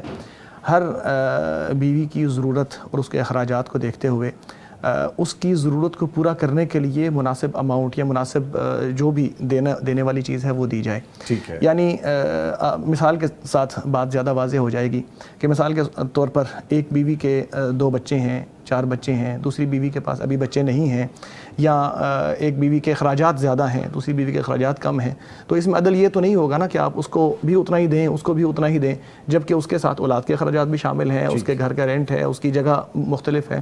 تو اس لیے عدل کا تقاضا یہ ہے کہ آپ سب کو ان کی ضروریات جو ہے وہ ان کے مطابق پورا کرتے چلے جائیں. اور اس کے اندر پھر اس کے اندر ایک اور ایلیمنٹ شامل ہو جاتا ہے کہ جس کے اندر جو چیز انسان کے اپنے بس میں نہیں ہوتی, جیسا کہ نبی اکرم صلی اللہ علیہ وسلم بھی برملا اظہار کیا کرتے تھے کہ میری محبوب ترین بیوی حضرت عائشہ رضی اللہ تعالیٰ عنہ ہے. یہاں تک کہ جب کسی نے آپ صلی اللہ علیہ وسلم سے یہ پوچھ لیا کہ اچھا یہ تو عورتوں میں سے آپ نے بتایا, تو بتائیں مردوں میں سے کون ہے محبوب ترین, تو بجائے اس کے کہ یہ کہیں آپ صلی اللہ علیہ وسلم یہ فرمائیں کہ میرا ساتھی ابو بکر رضی اللہ تعالیٰ عنہ, آپ صلی اللہ علیہ وسلم نے یہ فرمایا ابوہا, کہ عائشہ رضی اللہ تعالیٰ عنہ کے والد یہ مجھے سب سے زیادہ عزیز ہیں. تو یہ بات ہے کہ یہ جو محبت ہے یا جو دلی جھکاؤ ہے, رجحان ہے انسان کا, یہ تو انسان کے بس میں عام طور پر نہیں ہوتا. تو اللہ تبارک و تعالیٰ نے انسان کے ذمے جو ڈالا ہے وہ فزیکل چیزوں کے اندر, وہ جو پیسوں کی وہ ہے تقسیم ہے, اس حوالے سے لازمی قرار دیا ہے کہ عدل کرے. نبی پاک صلی اللہ علیہ وسلم بھی جب تقسیم کر دیا کرتے تھے اپنی بیویوں کے درمیان ان کے خرچے کو, تو پھر کہا کرتے تھے اے اللہ یہ میری تقسیم ہے اس چیز میں جو میرے ہاتھ میں ہے, اب جو چیز میرے ہاتھ میں نہیں ہے اس کے حوالے سے میرا مواخذہ نہ فرمائیے گا. تو یہ دعا کیا کرتے تھے نبی پاک صلی اللہ علیہ وسلم. اب دیکھیں نا, ایک بیوی مثال کے طور پر خوبصورت ہے, ایک بدصورت ہے, ایک بوڑھی ہے, ایک جوان ہے, ایک بیمار ہے, ایک تندرست ہے, اور کئی چیزیں اس کے اندر انوالو ہو سکتی ہیں. تو فطری طور پر آدمی ایک طرف اگر اس کا جھکاؤ ہو جاتا ہے تو یہ نہ سمجھے کہ میں عدل نہیں کر رہا, بلکہ انشاءاللہ العزیز وہ عدل کر رہا ہے. اگر فزیکل چیزوں میں, نیڈز کو پورا کرنے میں, وقت دینے میں, پیسہ دینے میں اگر وہ عدل کر رہا ہے تو وہ عدل کر رہا ہے انشاءاللہ. ٹھیک, عدل کو بڑا ڈیفائن کیا, ورنہ عمومی طور پہ یہ سمجھا جاتا ہے کہ اتنا روپے ہے تو اتنا ہی, اتنی چیز ہے تو اتنی, وہ ویری کرتا ہے پرسن ٹو پرسن, سچویشن کے مطابق. سر جی, اس میں صرف ایک چیز میں ایڈ کرنا چاہوں گا کہ دیکھیں جب کسی شخص کی دو بیویاں ہیں تو ایک کو اگر اتنا وقت اور مل رہا ہے اور دوسری کو بالکل ہی اگنور کیا جا رہا ہے نا, یہ ساری گفتگو کا جو خلاصہ ہے وہ یہی ہے کہ وہ دوسری سائڈ پہ کسی کو نقصان نہ ہو. ٹھیک, مختصر میں یہی کہنا چاہوں گا کہ نقصان نہیں ہونا چاہیے. اچھا, بات مختصر کرتے ہیں اور پھر بتا بھی دیتے ہیں سارا, یعنی کہ سمجھ لگ جائے بات کو. تو بات بالکل واضح بھی ہے کہ دونوں طرف پیرالل ہونا چاہیے, چاہے وقت کے حساب سے, محبت کے حساب سے, ذمہ داریوں کے حساب سے چیزیں پیرالل ہونی چاہیے. اچھا سر, جو نیکی کے بعد شیطان کے وسوسے بھی پھر آ جاتے ہیں کہ میں نے یہ کیا, اور سم ٹائمز آپ پراؤڈ فیل کرنے لگ جاتے ہیں نیگیٹو اسپیکٹ میں, نیگیٹو سینس میں, اس سے کیسے بچا جا سکتا ہے؟ یا پھر آپ ثابت قدم نہ رہیں, شیطان ایسے ایسے وسوسے ڈالتا رہے, اس سے کیسے بچا جا سکتا ہے؟ دیکھیں, سب سے بہترین نیکی تو وہی ہے نا جس کے بارے میں رسول اکرم صلی اللہ علیہ وسلم نے فرمایا کہ جو انسان مستقل مزاجی سے کرتا رہے وہ تھوڑی نیکی ہو لیکن وہ تادیر اور مستقل مزاجی سے کرتا رہے. اور اگر کوئی شخص جو ہے وہ ایک مرتبہ تو بہت لمبی چوڑی عبادت کر دیتا ہے اور اگلے 20 دن وہ بھول جاتا ہے کہ میں نے عبادت کرنی ہے یا نہیں کرنی, تو اسی لیے آپ تھوڑی نیکی کریں لیکن وہ مستقل کریں, مستقل مزاجی سے کریں, اس پہ جو ہے آپ مداومت اختیار کریں. تو شیطان جو ہے اس کے بارے میں رسول اکرم صلی اللہ علیہ وسلم نے فرمایا کہ یجری من الانسان مجری الدم, کہ انسان کی رگوں میں جو شیطان ہے یہ دوڑتا ہے. تو شیطان کی طرف سے وسوسے, دیکھیں جو شخص نیکوکار ہے, نیکی کے اندر وہ آگے بڑھ رہا ہے, تو ظاہر سی بات ہے شیطان کو اس سے تکلیف ہوگی, وہ شیطان اور ابلیس کا وہ ٹارگٹ بنے گا. شیطان ظاہر سی اس کا کام ہی یہی ہے نا کہ لوگوں کو جو نیک راہ ہے اس سے ہٹانا, تو اس کے پیچھے وہ پڑیں گے شیطان جو ہیں اسے نیکی کی راہ سے ہٹانے کے لیے. تو جو شخص نیکی کی راہ پہ ہے اسے چاہیے رسول اکرم صلی اللہ علیہ وسلم کے اس حدیث کو سامنے رکھتے ہوئے کہ وہ اپنی نیکی کو مستقل مزاجی سے کرے. جب وہ مستقل مزاجی سے کرے گا تو اس کی عادت اور اس کی روٹین بن جائے گی اور شیطانی بہکاوا جو ہے وہ کم سے کم اس کے اندر جو ہے مبتلا ہونے کے چانسز ہوں گے. اور شیطان کے بہکاوے سے, اس کے وسوسوں سے بچنے کے لیے جو رسول اکرم صلی اللہ علیہ وسلم, دیکھیں شیطان جو ہے یہاں پر ہمیں یہ چیز بھی سمجھ لینی چاہیے, ہم نے تو یہ سمجھتے ہیں کہ شیطان جو ہے وہ صرف جو ایک ابلیس جو ہے, جو شیطان ہے جس کے بارے میں رسول اکرم صلی اللہ علیہ وسلم نے فرمایا کہ جب رمضان داخل ہوتا ہے تو شیطان جو ہے اسے جکڑ دیا جاتا ہے. تو یہ حدیث بالکل درست ہے, لیکن رسول اکرم صلی اللہ تعالیٰ علیہ وسلم کے اور اسی طرح قرآن پاک میں اللہ تعالیٰ نے جو آخری صورت ہے قل اعوذ برب الناس مالک الناس الہ الناس, اس صورت کے آخر میں اللہ تعالیٰ نے فرمایا من الجنۃ والناس. یہ جو شیطنت ہے, یہ جو شیطان ہونا ہے, یہ ایک کیفیت کا نام ہے, اور یہ کیفیت جو ہے جنوں کے اندر بھی ہوتی ہے اور انسانوں میں پہ بھی طاری ہو سکتی ہے.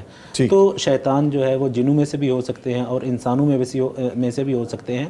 تو جو شخص نیکی کی راہ پہ چل رہا ہے اسے چاہیے کہ وہ اپنے آپ کو جہاں پر اس نے جو جنات میں سے شیطان ہیں جیسے ابلیس ہے یا دوسرے شیطان ہیں ان سے اپنے آپ کو بچانا ہے، اسی طرح جو انسانوں میں سے جو شیطان ہیں جنہیں لگتا ہے کہ یہ شخص جو ہے میری نیکی کی جو راہ ہے اس میں رکاوٹ بن جائے گا تو اس سے اپنے آپ کو دور رکھنا چاہیے۔ ڈاکٹر صاحب جیسے آپ کہہ رہے ہیں سوسائٹی ایسی ہو سکتی ہے، آپ کا اٹھنا بیٹھنا ایسا ہو سکتا ہے، آپ کے دوست ایسے ہو سکتے ہیں، آپ کے ارد گرد حلقہ احباب ایسا ہو سکتا ہے جو آپ کو نیکی کی طرف جانے نہیں دیتا۔ رسول اکرم صلی اللہ تعالیٰ علیہ وسلم نے یہ حکم دیا ہے کہ آپ کا جو دوست ہونا چاہیے وہ اچھا ہونا چاہیے۔ لا تصاحب الا مؤمنا، یہ اللہ کے پیغمبر علیہ الصلوۃ والسلام کا فرمان ہے کہ اپنا ساتھی اور اپنا دوست ایک مومن شخص کو بناؤ۔ جو شخص مومن نہیں ہے، جو متقی نہیں ہے، جو پرہیزگار نہیں ہے، اسے اپنا دوست نہ بناؤ۔ اچھا، اس کا یہ مطلب بھی ہرگز نہیں کہ جن لوگوں کے اندر اس میں یار کی نیکی اور تقوی نہیں ہے ان سے قطع تعلقی کر دینا، بالکل ہی تعلق ختم کر دینا، یہ بھی درست نہیں ہے۔ دوستی اور عام تعلق جو ہے اس میں جو فرق ہوتا ہے وہ ہم سب لوگ سمجھتے ہیں۔ تو جو دوستی ہونی چاہیے، جو گہرا تعلق ہونا چاہیے وہ مومن اور متقی سے ہونا چاہیے۔ جیسے رسول اکرم صلی اللہ تعالیٰ علیہ وسلم کے دوست کون تھے؟ سیدنا ابو بکر صدیق رضی اللہ تعالیٰ عنہ، آپ صلی اللہ علیہ وسلم کے جو خلفائے راشدین ہیں، آپ صلی اللہ علیہ وسلم کے صحابہ کرام ہیں۔ تو یہ جو ہے نیکی کو برقرار رکھنے کے لیے اور شیطانی جو وسوسے ہیں ان سے اپنے آپ کو بچانے کے لیے ہر طرح کے جو شیطان ہیں ان سے اپنے آپ کو بچانا چاہیے۔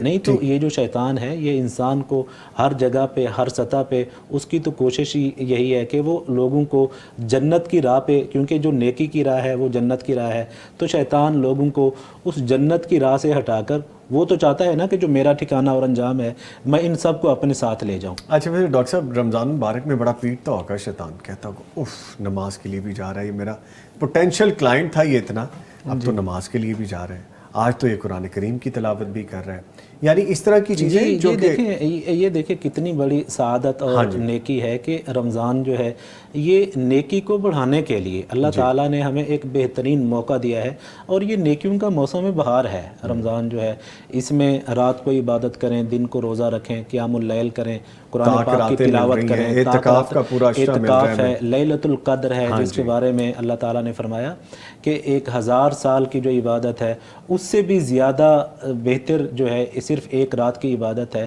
تو یہ کتنی بڑی سعادت اللہ تعالیٰ نے ہمیں عطا کی ہے۔ ڈاکٹر صاحب ہو سکتا ہے جو کل کی رات گزری ہے یہی 1000 مہینے کی عبادت سے افضل رات ہو جو کل رات گزر گئی ہے۔ اچھا اس کے آثار بھی ویسے کہے جا رہے تھے کہ آج کی میں نے پکچرز بھی صبح مارننگ کی دیکھی، پتہ نہیں آپ نے دیکھا یا نہیں، ارلی مارننگ بڑی ٹھنڈی سی روشنی تھی، ٹھنڈک رات سے ہی بہت اچھی تھی، ایون کہ صبح مارننگ میں بھی بڑی اچھی ٹھنڈک تھی، پر اللہ تعالیٰ بہتر جانتے ہیں کہ جی تھی یا نہیں تھی، لیکن ہم تو صرف جستجو میں ہی رہ سکتے ہیں۔ جیسے ابھی ڈاکٹر صاحب فرما رہے تھے کہ بیچارہ پوٹینشیل کلائنٹ شیطان کہتے ہیں کہ نکل گیا میرے ہاتھ سے، یہ اس نے عبادات بھی کر لی ہیں، طاق رات بھی اس کو مل گئی ہے، آخری عشرے میں اعتکاف بھی اس نے کر لی ہے، یہ ساری عبادات ہم رمضان میں ساری نیکیاں کرتے ہیں، یہی نیکیاں رمضان کے بعد ہم کیسے ریٹین کر سکتے ہیں کہ ہم عام دنوں میں بھی کریں رمضان کے علاوہ بھی؟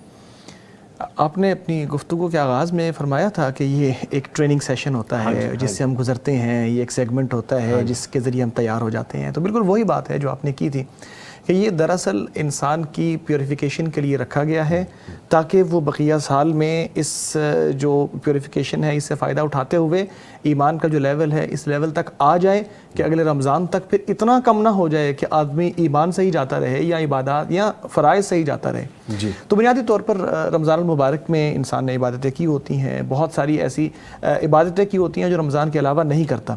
اب جو کر لی ہیں تو ان عبادتوں کو کرنے کے بعد بنیادی کام جو کرنے والا ہے وہ یہ ہے کہ جو ہم نے اس بالٹی میں، فار ایگزامپل بتاتا ہوں، اس بالٹی کے اندر جو پانی ہم نے بھرا ہے اس کو اس کے اندر سنبھال کے رکھنا ہے، ایسا نہ ہو کہ ہم اس کو گرانا شروع کر دیں، کیا اس پیندے کو ہی ہم سوراخ والا کر دیں کہ وہ ڈرین ہوتا ہے۔ ایگزیکٹلی، اور یہی جو ہم گناہ کرتے ہیں اس کے بعد یہ یا کچھ ایسی کام کر جاتے ہیں جو ریاکاری والے ہوں، یا پھر کچھ ایسے گناہ ہوں جو نیکیوں کو ختم کرنے والے ہوں یا ان کا اجر ضائع کرنے والے ہوں، تو ان سے بچنا چاہیے تاکہ ان کی جو اجر ہے وہ ختم نہ ہو۔ ساتھ ساتھ پھر نیکی کے اوپر قائم رہنا، اہل علم بیان کرتے ہیں کہ نیکی کی قبولیت کی علامت یہ ہے کہ انسان نیکی کے بعد نیکی کرے، یعنی اگر آپ کی عبادت قبول ہوئی ہے، آج جو خطبہ ابھی تھوڑی دیر پہلے ہی میں نے ترجمہ کیا ہے مکہ مکرمہ کا، اس میں امام صاحب یہ فرما رہے تھے کہ اب اپنے دل کو دیکھیے اس وقت کہ اگر تو آپ کا دل اس وقت عبادت کی طرف مائل ہے اور اس میں ایمان کا لیول جو ہے وہ رمضان کے شروع کی بنسبت اب بہت زیادہ آپ کو نظر آ رہا ہے اور فرق محسوس ہوتا ہے اپنے اندر، تو اللہ کا شکر ادا کیجئے کہ یہ قبولیت کی علامت ہے الحمدللہ۔ اور اگر آپ یہ سمجھتے ہیں کہ آپ کا ایمان کا لیول ویسا نہیں ہے، آپ کا دل جو ہے وہ نیکی کی طرف متوجہ نہیں ہے بلکہ اب بھی وہ غفلت میں ہے، تو پھر آپ ڈر جائیں کہ جو آپ نے اگر کام کیے بھی ہیں تو عین ممکن ہے کہ وہ قبول نہ ہوئے ہوں۔ تو نیکیوں کی قبولیت کی فکر کرتے ہوئے یہ سوچنا چاہیے کہ اگر میں نے اب برائیاں کی تو نیکی کے بعد برائی تو بدترین چیز ہے، بہترین چیز تو یہ ہے کہ نیکی کے بعد اور نیکی کی جائے۔ تو نیکی اگر کر لی ہے تو اس کو سسٹین کرنے کے لیے، اس کو مینٹین کرنے کے لیے، اس کو سنبھالنے کے لیے اور نیکیاں کریں، اور دین ہمیں یہی بتاتا ہے۔ آج خطبے میں پھر سے میں وہی بات کروں گا کہ آج چونکہ رمضان ختم ہو رہا ہے تو خطبے میں بھی یہی باتیں آئی تھیں تو وہ ریکال ہو رہی ہیں کہ وہاں پہ بات ہوئی تھی۔ ڈاکٹر صاحب جو آپ بات کر رہے ہیں نا، ہم چونکہ ٹرانسمیشن کر رہے ہوتے ہیں اور ٹرانسمیشن میں ہمیں بہت سارے ایسے تعاون کرنے والے ساتھی جڑ جاتے ہیں کہ جو کہ پیغام ٹی وی پہ کال کر کے اپنے تعاون کے حوالے سے رقم بتاتے ہیں، کہتے ہیں کہ میں اتنا ڈونیٹ کرنا چاہتا ہوں یا اتنا میں تعاون کرنا چاہتی ہوں، اتنا صدقہ کرنا چاہتے ہیں ہم۔ یہ تو وہ لوگ ہیں جو کھلے بندوں نیکی میں کھل کے اظہار کرتے ہیں۔ اچھا، اور کچھ لوگ ایسے ہوتے ہیں کہ جو کہتے ہیں ہم خاموشی سے نیکی کریں، دکھاوا نہ ہو جائے۔ ان دونوں کے بارے میں نے بات کرنی ہے، لیکن ابھی ایک بریک آ گیا، اس کے بعد یہ بات کرتے ہیں۔ لیجیے ایک وقفہ لیتے ہیں، اس کے بعد دوبارہ حاضر ہوتے ہیں، ہمارے ساتھ رہیے گا۔ رب کی طرف نادان پھر رمضان مغفرت کا ہو گیا سامان پھر رمضان۔ گفتگو کو آگے لے کے بڑھتے ہیں، ڈاکٹر صاحبان ہمارے ساتھ موجود ہیں۔ ڈاکٹر عاطف صاحب، ابھی ہم کچھ دیر پہلے بات کر رہے تھے کہ نیکی کی ترغیب دینا، اور کچھ لوگ چپکے سے نیکی کرتے ہیں، کچھ لوگ سب کے سامنے کرتے ہیں تاکہ باقی لوگ بھی ترغیب حاصل کر سکیں، انکریجمنٹ ہو، حوصلہ بنے۔ تو ہمارے جو ویورز ہیں کالز کرتے ہیں پیغام ٹی وی کے ساتھ تعاون کرنے کے حوالے سے، تو کچھ ہمیں چپکے سے لکھ کے میسج کر دیتے ہیں، کچھ ہمیں لائیو بتاتے بھی ہیں۔ سو یہاں پہ موقع بن گیا، میں دوبارہ سے ریمائنڈر دے دوں جی، اگر آپ پیغام ٹی وی کے ساتھ تعاون کرنے والوں میں شامل ہونا چاہتے ہیں تو آپ ہمیں کال کر سکتے ہیں۔ ہمارا نمبر ہے 042111700 یعنی 042111700 اور 000۔ اس پہ ڈائل کیجئے، پیغام ٹی وی کے ساتھ تعاون کرنے والوں میں شامل ہو جائیے۔ آپ اپنی زکوٰۃ، صدقات، عطیات یا تعاون، کوئی بھی صورت جو آپ کو بہتر لگتی ہے آپ بھیجنا چاہتے ہیں، آپ ہمیں بھیج سکتے ہیں، فون کر کے ہم سے رابطہ کر سکتے ہیں۔ آپ ہمارے واٹس ایپ نمبر پہ ہمیں میسج کر سکتے ہیں جو کہ ہے 0321565200 یعنی 0321565200۔ یہاں پہ آپ ریٹن اور آڈیو میسج کر دیجئے، یا ہمارے IBN نمبر اور ہمارے اکاؤنٹ نمبر مینشن کر دیے گئے ہیں، آپ ان کے ذریعے بھی اپنے عطیات ہم تک بھیج سکتے ہیں۔ اچھا ڈاکٹر صاحب، جو لوگ نیکی کو دکھاوا سمجھ کے نہیں سامنے لاتے، ایک تو وہ ہے، اور ایک وہ جو دکھاتے ہیں تاکہ سبق ملے، اس حوالے سے بھی بتائیے۔ اچھا، یہ دو فریم ورک ہیں جو اسلام نے دونوں ہی دکھائے ہیں بیسکلی۔ موقع وہ بھی ہے، کسی موقع کے لیے یہ مناسب ہوتا ہے، کسی موقع کے لیے وہ مناسب ہوتا ہے۔ قرآن کریم میں جو اس حوالے سے آیت آئی ہے اس میں اللہ تبارک و تعالیٰ نے ارشاد فرمایا ان تبدوا الصدقات فنعما ہی، اگر آپ صدقات کو سب کے سامنے دکھا کے کرو تو بہت خوب ہے، وَإِن تُخْفُوهَا وَتُؤْتُوهَا الْفُقَرَاءَ فَهُوَ خَيْرٌ لَكُمْ، اگر آپ ان کو چھپا کے فقراء تک پہنچا دیں تو یہ آپ کے لیے زیادہ اچھا ہے۔ تو دونوں فریم ورک ہمیں نظر آتے ہیں۔ ایک طرف ہمیں دین یہ بتاتا نظر آتا ہے کہ جب آپ صدقہ کریں تو آپ کا دایاں ہاتھ صدقہ کرے اور بائیں ہاتھ کو پتہ بھی نہ چلے کہ کیا ہو گیا ہے، یعنی اتنی رازداری کے ساتھ، اتنا چھپ کے کہ آپ صدقہ کر رہے ہیں لیکن کسی کو معلوم نہیں ہوا کہ آپ نے صدقہ کر دیا ہے۔ اور دوسری طرف ہمیں نبی اکرم صلی اللہ علیہ وسلم یہ بھی کرتے ہوئے نظر آتے ہیں کہ صحابہ کرام کو علی الاعلان کہا جاتا ہے کہ آپ صدقات کو اکٹھا کر کے لائیں، اور پھر لوگ آتے ہیں اور بتاتے ہیں کہ میں اتنا کر کے آیا ہوں، جیسا کہ حضرت عمر رضی اللہ تعالیٰ عنہ اور حضرت ابوبکر رضی اللہ تعالیٰ عنہ کا جو کمپٹیشن ہے صدقات کے معاملے میں، وہ سامنے آتا ہے کہ حضرت عمر رضی اللہ تعالیٰ عنہ یہ دیکھا کرتے تھے کہ حضرت ابوبکر کتنا رضی اللہ تعالیٰ عنہ کتنا مال لے کے آئے ہیں، کتنا صدقہ لے کے آئے ہیں، تو وہ ان کے ساتھ کمپٹیشن کرنے کی کوشش کرتے تھے۔ تو کہتے جب بھی میں نے کمپٹیشن کیا حضرت ابوبکر کے ساتھ، حضرت ابوبکر ہی آگے نکلے ہیں۔ بالآخر جب غزوہ تبوک کا موقع آیا تو میں نے اپنے مال کو 2 حصوں میں کیا اور ایک حصہ میں لے کے نبی پاک صلی اللہ علیہ وسلم کے پاس آ گیا، آدھا مال، اور میں نے اپنی طرف سے سوچا کہ میں نے بڑا تیر مار دیا ہے، آج تو میں جیت جاؤں گا، آج تو میں جیت جاؤں گا۔ لیکن حضرت ابوبکر تھے وہ اپنے گھر کا سارا ہی مال لے کر آ گئے تھے، اور اس دن پھر ظاہر اظہار ہوا نبی پاک صلی اللہ علیہ وسلم کے سامنے، سب کے سامنے، کہ حضرت عمر نے کہا مجھے تو لگتا ہے کہ ان کو تو گناہ ہوگا کہ انہوں نے تو اپنا سارے گھر کا مال ہی لے آئے ہیں۔ تو آپ صلی اللہ علیہ وسلم نے پھر ان سے پوچھا بھی کہ آپ گھر والوں کے لیے کیا چھوڑ کے آئے ہیں؟ تو ان کے اخلاص اور ان کی محبت کی بات تھی. انہوں نے کہا کہ میں نے اللہ اور اس کے رسول تو چھوڑا ہے نا, وہ ہمارے لیے کافی ہیں. تو یہ ہمیں دونوں فریم ورک نظر آتے ہیں. ایک طرف اور پھر وہ کہ جب نبی پاک صلی اللہ علیہ وسلم وہ صحابی تھے کہ جنہوں نے رات بھر مزدوری کر کے کھجوریں کما کے لائے تھے اور آ کے آپ صلی اللہ علیہ وسلم کو دیں اور صدقات میں اپنا نام شامل کروایا, تو ان کے جو کھجوریں ہیں ان کو آپ صلی اللہ علیہ وسلم نے ساری ڈھیری کے اوپر ڈال دیا. گویا کہ دیکھیں کہ نبی پاک صلی اللہ علیہ وسلم بھی ان صدقات کو سب کے سامنے علانیہ کر رہے ہیں. اور کہیں یہ کہا جاتا ہے کہ کون صدقہ دے گا اس کو, کون اس کو بڑھ کے, یعنی ایک صحابی جو آتے ہیں, مختلف جو احادیث ہیں ان کی طرف جلدی سے اشارہ کر رہا ہوں کہ ایک صحابی آتے ہیں اور آ کے کسی ضرورت کا جو ہے وہ کرتے ہیں, اظہار کرتے ہیں. تو آپ صلی اللہ علیہ وسلم اس کو یہ کہتے ہیں کہ آپ یوں کیجئے, گھر سے کوئی چیز لے کے آئیے جو بھی آپ کی ہے. تو وہ لے کے آتے ہیں. تو آپ صلی اللہ علیہ وسلم صحابہ سے کہتے ہیں اچھا اس کو کون خریدے گا؟ تو یہ بھی ایک صدقے کی شکل ہی تھی کہ جب آپ کو کسی چیز کی ضرورت نہیں ہے, کسی کی ضرورت پوری ہو جائے اس لیے آپ نے خرید لیا. تو آپ نے فرمایا کون اس کو اتنے کا خریدے گا؟ اچھا نہیں, کون اس کو اس سے زیادہ اماؤنٹ میں خریدے گا؟ کون اس کو اس سے زیادہ اماؤنٹ میں خریدے گا؟ تو گویا کہ وہ صدقے کی ایک بولی ٹائپ لگی. تو لوگوں کو کہا کہ کون زیادہ صدقہ دے گا. تو ایک دوسرے کو اپریشیٹ کرنے کے لیے, ایک دوسرے کا حوصلہ بڑھانے کے لیے, ایک دوسرے کو یہ راہ دکھانے کے لیے کہ یہ بھی ایک نیکی کا راستہ ہے. اور ظاہر ہے کہ پیغام ٹی وی ایک نیکی کا کام کر رہا ہے, اور لوگوں کے لیے آج کے دور میں سمجھتا ہوں بہت بڑی ضرورت ہے کہ ہر بندے کے ہاتھ میں موبائل ہے اور ہر بندہ ٹی وی چینل اپنے گھر میں دیکھ رہا ہے. اور یہ ایک گیپ ہے کہ جہاں پہ ہمیں کوئی ایسا اوتھینٹک چیز عام طور پہ ہمارے معاشرے کے اندر نظر نہیں آتی کہ جس کے اندر واقعی قرآن و سنت کے مطابق صحیح تعلیمات پیش کی جا رہی ہوں. تو ہمیں بہت زیادہ ضرورت اس وقت محسوس ہوتی ہے کہ ایسے ٹی وی چینلز ہوں جس کے ذریعے لوگوں کے عقیدے محفوظ رہیں. دیکھیں آج لوگ الحاد کی طرف جا رہے ہیں, لادینیت کی طرف جا رہے ہیں. عقیدے محفوظ ہوں, لوگوں کی دینی تعلیمات ان کے سامنے واضح ہوں, کانسیپٹ کلیئر ہوں.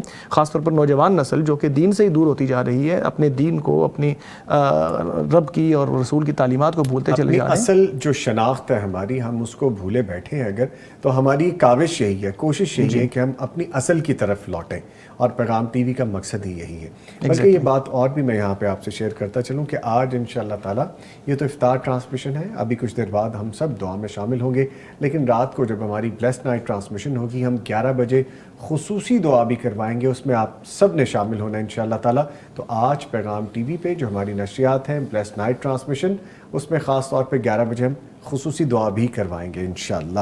ابھی دعا میں وقت ہے, جو ہماری ابھی دعا ہونی ہے افطار کی, لیکن ابھی تھوڑا سا وقت ہے کہ ہم گفتگو مزید کر لیتے ہیں. اچھا ڈاکٹر صاحب, جی ڈاکٹر صاحب کی گفتگو میں ایک چیز شامل کرنا چاہوں گا کہ صدقہ کرتے ہوئے بہتر راہ کیا ہے کہ ہم خفیہ کریں یا علی اعلان کریں, لوگوں کے سامنے صدقہ کریں. تو یہ دونوں طریقے جو ہے اسلام ہمیں بتاتا ہے. البتہ اس میں ایک چیز کا خیال رکھنا چاہیے کہ جہاں پر اگر کوئی آدمی جو ہے وہ علی اعلان صدقہ کرتا ہے اور اس کے پیچھے اگر خدا نہ خواستہ اس کا مقصد یہ ہے کہ بعد میں احسان جتلانا, تو یہ چیز جو ہے یہ صدقے کو ضائع کر دینے کے مترادف ہے. گویا کہ ایک شخص نے کسی مستحق شخص کو کوئی صدقہ دیا, اس پہ کوئی احسان کیا, بعد میں اسے وہ جتلاتا ہے, احسان جتلاتا ہے, تو یہ چیز اس کی نیکی کو اور اس احسان کو, اس صدقے کو ضائع کر دیتی ہے. اس چیز سے اپنے آپ کو بچانا چاہیے. ڈاکٹر صاحب یہاں پہ ایک اور چیز بھی ہے, جیسے آپ نے فرمایا کچھ لوگ نیکی اس لیے بھی نہیں کرتے, خیر کا کام اس لیے بھی خاموش ہو جاتے ہیں یا ایک قدم پیچھے ہٹ جاتا ہے, کہیں ریاکاری نہ ہو جائے, کہیں دکھاوا نہ ہو جائے. ریاکاری اور دکھاوے کا جو ہے وہ اتنا زیادہ بھی اپنے اوپر جو ہے نہیں کرنا چاہیے. دیکھیں آپ جب دل سے ہی آپ اللہ تعالیٰ کے لیے ایک کام کر رہے ہیں, اور اللہ تعالیٰ نیتیں تو جانتے ہیں. رسول اکرم صلی اللہ علیہ وسلم نے فرمایا انما الاعمال بالنیات, عمل جو ہے اللہ تعالیٰ نیتوں کے مطابق ہی قبول فرماتا ہے. تو ہر انسان جس نیت اور جس مقصد سے نیکی کر رہا ہوتا ہے وہی بہتر جانتا ہے, اور اس کا اللہ تعالیٰ بہتر جانتا ہے. یہاں پر جو ہے میں جو گزارش کرنا چاہ رہا تھا وہ یہ ہے کہ صدقات کے حوالے سے رسول اکرم صلی اللہ علیہ وسلم نے فرمایا ما نقص صدقۃ من مال, کہ جو صدقہ ہے اللہ تعالیٰ کی راہ میں جو خرچ کرنا ہے اس سے مال کے اندر کمی واقع نہیں ہوتی. اور رسول اکرم صلی اللہ علیہ وسلم کا جو اپنا طریقہ کار ہے کہ رمضان المبارک میں آپ صلی اللہ علیہ وسلم چلتی ہوا سے بھی تیز صدقات و خیرات فرمایا کرتے تھے. تو یہ چیزیں ہمارے لیے نمونہ ہیں. تو آج جو ہے ہم دیکھیں کہ پیغام ٹی وی کس انداز میں ہمارے لیے یہ سب کچھ کر رہا ہے. قرآن و سنت کی مستند تعلیمات ہمارے سامنے پیغام ٹی وی کے ذریعے اگر آ رہی ہے تو ہمارا یہ فرض بنتا ہے کہ ہم اس کے اوپر خرچ کریں, اس کے جو اخراجات ہیں ان کا خیال رکھیں. اور اسی طرح دیکھیں رسول اکرم صلی اللہ تعالیٰ علیہ وسلم کی جو تعلیمات ہے اس میں ہمیں یہ بھی ملتا ہے کہ انسان جو کچھ بھی کماتا ہے، ٹھیک ہے نا، ایک تو ہے نا اگر کسی شخص کی خدا نہ خواستہ حرام کمائی ہے، غلط طریقے سے وہ کماتا ہے، وہ تو اس کے اوپر وبال ہے ہی. جو شخص اس کی کمائی جو ہے وہ ٹھیک راہ سے کماتا ہے، اس کے متعلق بھی رسول اکرم صلی اللہ علیہ وسلم نے یہ تو فرمایا ہے کہ انسان جو کچھ بھی کماتا ہے اس کا اس نے قیامت کے دن اللہ تعالیٰ کے سامنے حساب دینا ہے، جواب دے. رسول اکرم صلی اللہ علیہ وسلم نے فرمایا کہ اس وقت تک کوئی شخص قیامت کے دن اپنا ایک قدم بھی آگے نہیں بڑھا سکے گا جب تک وہ چند سوالوں کے جواب نہیں دے گا. تو ان سوالوں میں سے ایک سوال یہ بھی ہے کہ اے میرے بندے، تو نے جو کمایا ہے وہ کہاں سے کمایا ہے، اور تو نے جہاں پر خرچ کیا ہے کہاں پر خرچ کیا ہے. تو دیکھیے یہ جو صدقہ کرنا ہے یہ پھر ہمارے لیے اللہ تعالیٰ کی طرف سے ایک بہت بڑی، میں سمجھتا ہوں، نیکی بھی ہے اور ہمارے لیے ایک نعمت بھی ہے کہ تاکہ باقی سارے کا ہم نے جواب دینا ہے. یہی صدقے والا جو ہم اللہ تعالیٰ کی راہ میں خرچ کریں گے، جو ہے وہ کسی بھی انداز میں اللہ تعالیٰ کے راستے میں خرچ کریں گے تو وہ ہمارے لیے نیکی، اور قیامت کے دن ہمارے لیے وہ ذخیرہ آخرت ہے، ہمارے لیے وہی بنے گا. اچھا ڈاکٹر صاحب یہ چیز بتائیے گا کہ کچھ لوگ نیکی تو کرنا چاہتے ہیں، نیت ہوتی ہے ان کی نیکی کرنے کی، لیکن وہ عمل نہیں کر پاتے اس پہ کیا کہیں گے؟ دیکھیں اگر کسی شخص نے پورے عزم سے نیکی کرنے کا ارادہ کر لیا ہے، کوئی ایسی رکاوٹ بن گئی کہ وہ نیکی نہیں کر سکا، ٹھیک ہے، تو اس کے بارے میں رسول اکرم صلی اللہ علیہ وسلم نے فرمایا کہ جس شخص نے نیکی کا ارادہ کیا ہے تو اسے بھی اللہ تعالیٰ نیکی کا اجر عطا فرما دیتا ہے، اور اگر وہ اس پہ عمل کر لے تو اسے 10 نیکیاں ملتی ہیں، 10 سے لے کر 700 تک اللہ تعالیٰ نیکیاں عطا فرماتا ہے. اور اسی طرح اگر کسی انسان کے ذہن میں کوئی غلطی یا گناہ کرنے کا ارادہ ہوا، وہ غلطی اور گناہ کرنے سے اس نے اپنے آپ کو روک لیا تو اس پہ بھی اللہ تعالیٰ نیکی عطا فرما دیتا ہے. اور اگر اس نے وہ غلطی اور گناہ کر لی، اللہ کی نافرمانی کر لی، تو اس پہ کیا ہوتا ہے، ایک ہی گناہ لکھا جاتا ہے. تو دیکھیے اللہ تعالیٰ کتنی مہربان ذات ہے کہ جہاں پر نیکی لکھنے کا معاملہ ہے کہ صرف آپ نے نیکی کرنے کا ارادہ کیا، عزم کیا، اس پہ نیکی لکھ دی جاتی ہے، اجر لکھ دیا جاتا ہے. اور جب آپ نیکی کر گزرتے ہیں تو 10 نیکیاں لکھ دی جاتی ہیں. تو یہ کتنی بڑی اللہ تعالیٰ کی طرف سے ہمارے لیے لگتا ہے کہ اللہ تعالیٰ بہانے ڈھونڈتے ہیں اپنے بندے کو بخشنے کے. بالکل ایسے ہی ہے، بالکل ایسے ہی ہے. اللہ تعالیٰ جو ہے وہ نیکیوں کو بڑھاتا ہے، نیکیوں کا جو اجر ہے اللہ تعالیٰ اسے بڑھاتا ہے. اور جو گناہ ہے یا جو انسان کی نافرمانیاں ہیں، اللہ تعالیٰ اس کے لیے ہمیں مواقع فراہم کرتا ہے کہ میرا بندہ جو ہے اسے جو غلطیاں ہو گئی ہیں، جو گناہ ہو گئے ہیں، وہ ان سے توبہ کر لے، ان سے جو ہے وہ اپنے آپ کو روک لے. یہ رمضان جب شروع ہوتا ہے تو کیا کہتا ہے رسول اکرم صلی اللہ علیہ وسلم نے فرمایا کہ ایک منادی کرنے والا، آواز لگانے والا، وہ آواز لگاتا ہے کہ یا باغی الخیر اقبل، اے نیکیوں کے اندر، بھلائی اور خیر کے کاموں کے اندر بڑھنے والا، اب تو تیرا سیزن شروع ہو گیا ہے، ٹھیک ہے نا، رمضان کے اندر زیادہ سے زیادہ نیکیاں کر لے.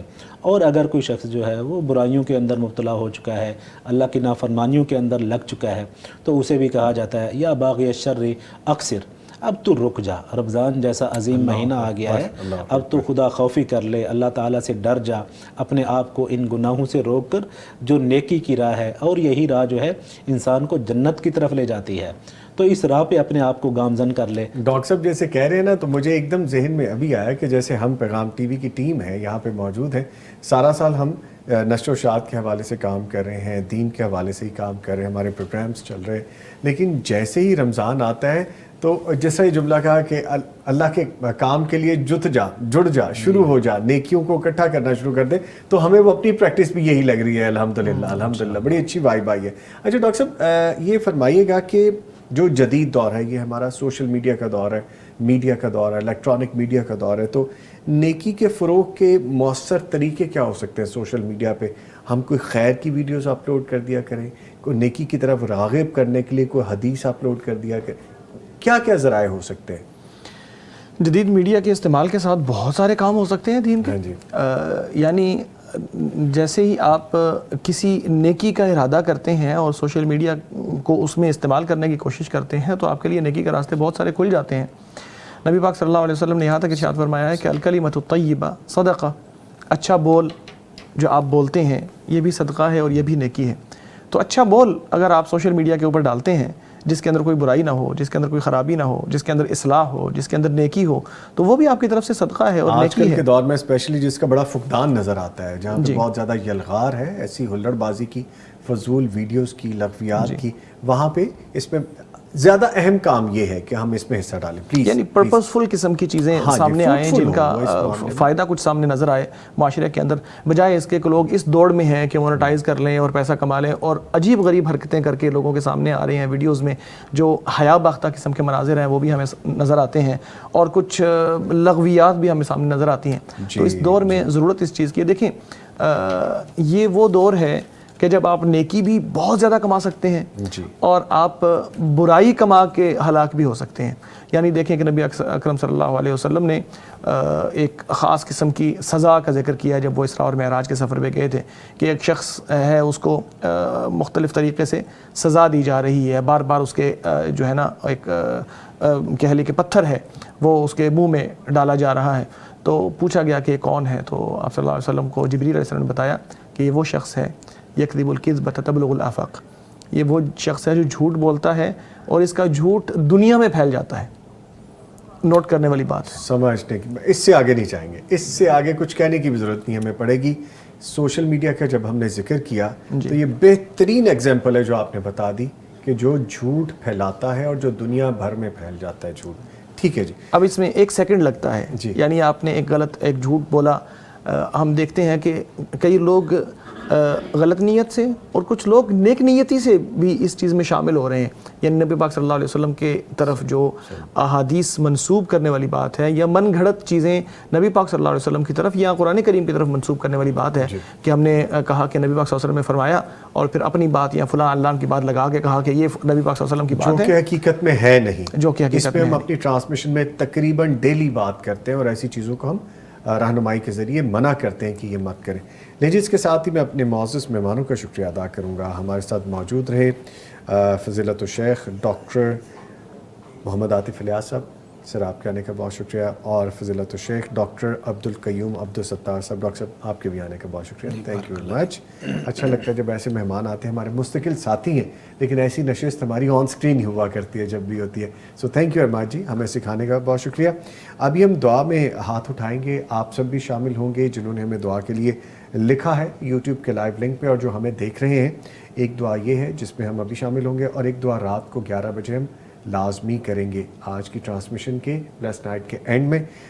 میں گزارش کروں گا ڈاکٹر صاحب آپ دعا کروا دیں، اور ہمیں ایک میسیج موصول ہوا ہے صغیر احمد ورک صاحب سیالکوٹ سے ہیں، ان کے والدین کے لیے بھی مغفرت کی دعا کر دیجیے گا۔ آئیے ہم سب دعا میں شامل ہوتے ہیں۔ لا الہ الا اللہ العظیم الحلیم، لا الہ الا اللہ رب العرش العظیم، لا الہ الا اللہ رب السماوات ورب الارض ورب العرش الكریم، اللہم لک الحمد حتی ترضى ولك الحمد إذا رضيت ولك الحمد بعد الرضا ولك الحمد على كل حال، لك الحمد بكل نعمة أنعمت بها علينا في قديم أو حديث أو خاصة أو عامة أو سر أو علانية، لك الحمد بالإسلام ولك الحمد بالإيمان ولك الحمد بالمال والأهل والمعافاة، اللهم لك الحمد كله ولك الشكر كله وإليك يرجع الأمر كله علانيته وسره، اللهم إنا نسألك رضاك والجنة ونعوذ بك من سخطك والنار، اللهم إنا نسألك رضاك والجنة ونعوذ بك من سخطك والنار، اللهم إنا نسألك من خير ما سألك منه عبدك وحبيبك سيدنا محمد صلى الله عليه وسلم وعبادك الصالحون، ونعوذ من شر ما استعاذ منه سيدنا محمد صلى الله عليه وسلم وعبادك الصالحون. اللهم إنا نسألك موجبات رحمتك وعزائم مغفرتك والعزيمة على الرشد والغنيمة من كل بر والسلامة من كل إثم، ونسألك الفوز بالجنة والنجاة من النار، ونسألك الفوز بالجنة والنجاة من النار. اللهم بعلمك الغيب وقدرتك على الخلق أحينا ما علمت الحياة خيرا لنا، وتوفنا إذا كانت الوفاة خيرا لنا، واجعل آخر كلامنا من الدنيا شهادة أن لا إله إلا الله وأن محمدا رسول الله، وتوفنا وأنت راض عنا غير غضبان، واجعل القبور بعد فراق هذه الدنيا من خير منازلنا، وافسح فيها ضيق ملاحدنا. اللهم اجعلها رياضا من رياض الجنة، ولا تجعلها حفرا من حفر النار، برحمتك يا أرحم الراحمين. اللهم ثبتنا بالقول الثابت في الحياة الدنيا وفي الآخرة. اللهم ثبتنا بالقول الثابت في الحياة الدنيا وفي الآخرة. نسألك الاستقامة على دينك، ونسألك أن ترزقنا الاستقامة على دينك حتى نلقاك ونحن نشهد أن لا إله إلا أنت وأن محمدا عبدك ورسولك. اللهم إنا نسألك أن ترزقنا جنة الفردوس. اللهم ارزقنا جنة الفردوس. اللهم ارزقنا جنة الفردوس يا ذا الجلال والإكرام.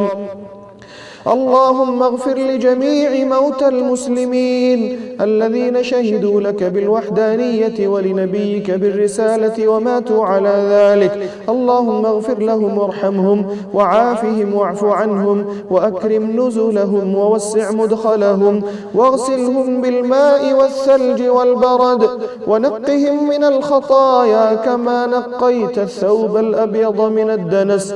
اللهم جازهم بالحسنات إحسانا وبالسيئات عفوا وغفرانا حتى يكونوا في بطون الألحاد مطمئنين وعند قيام الأشهاد آمنين وإلى أعلى جناتك سابقين.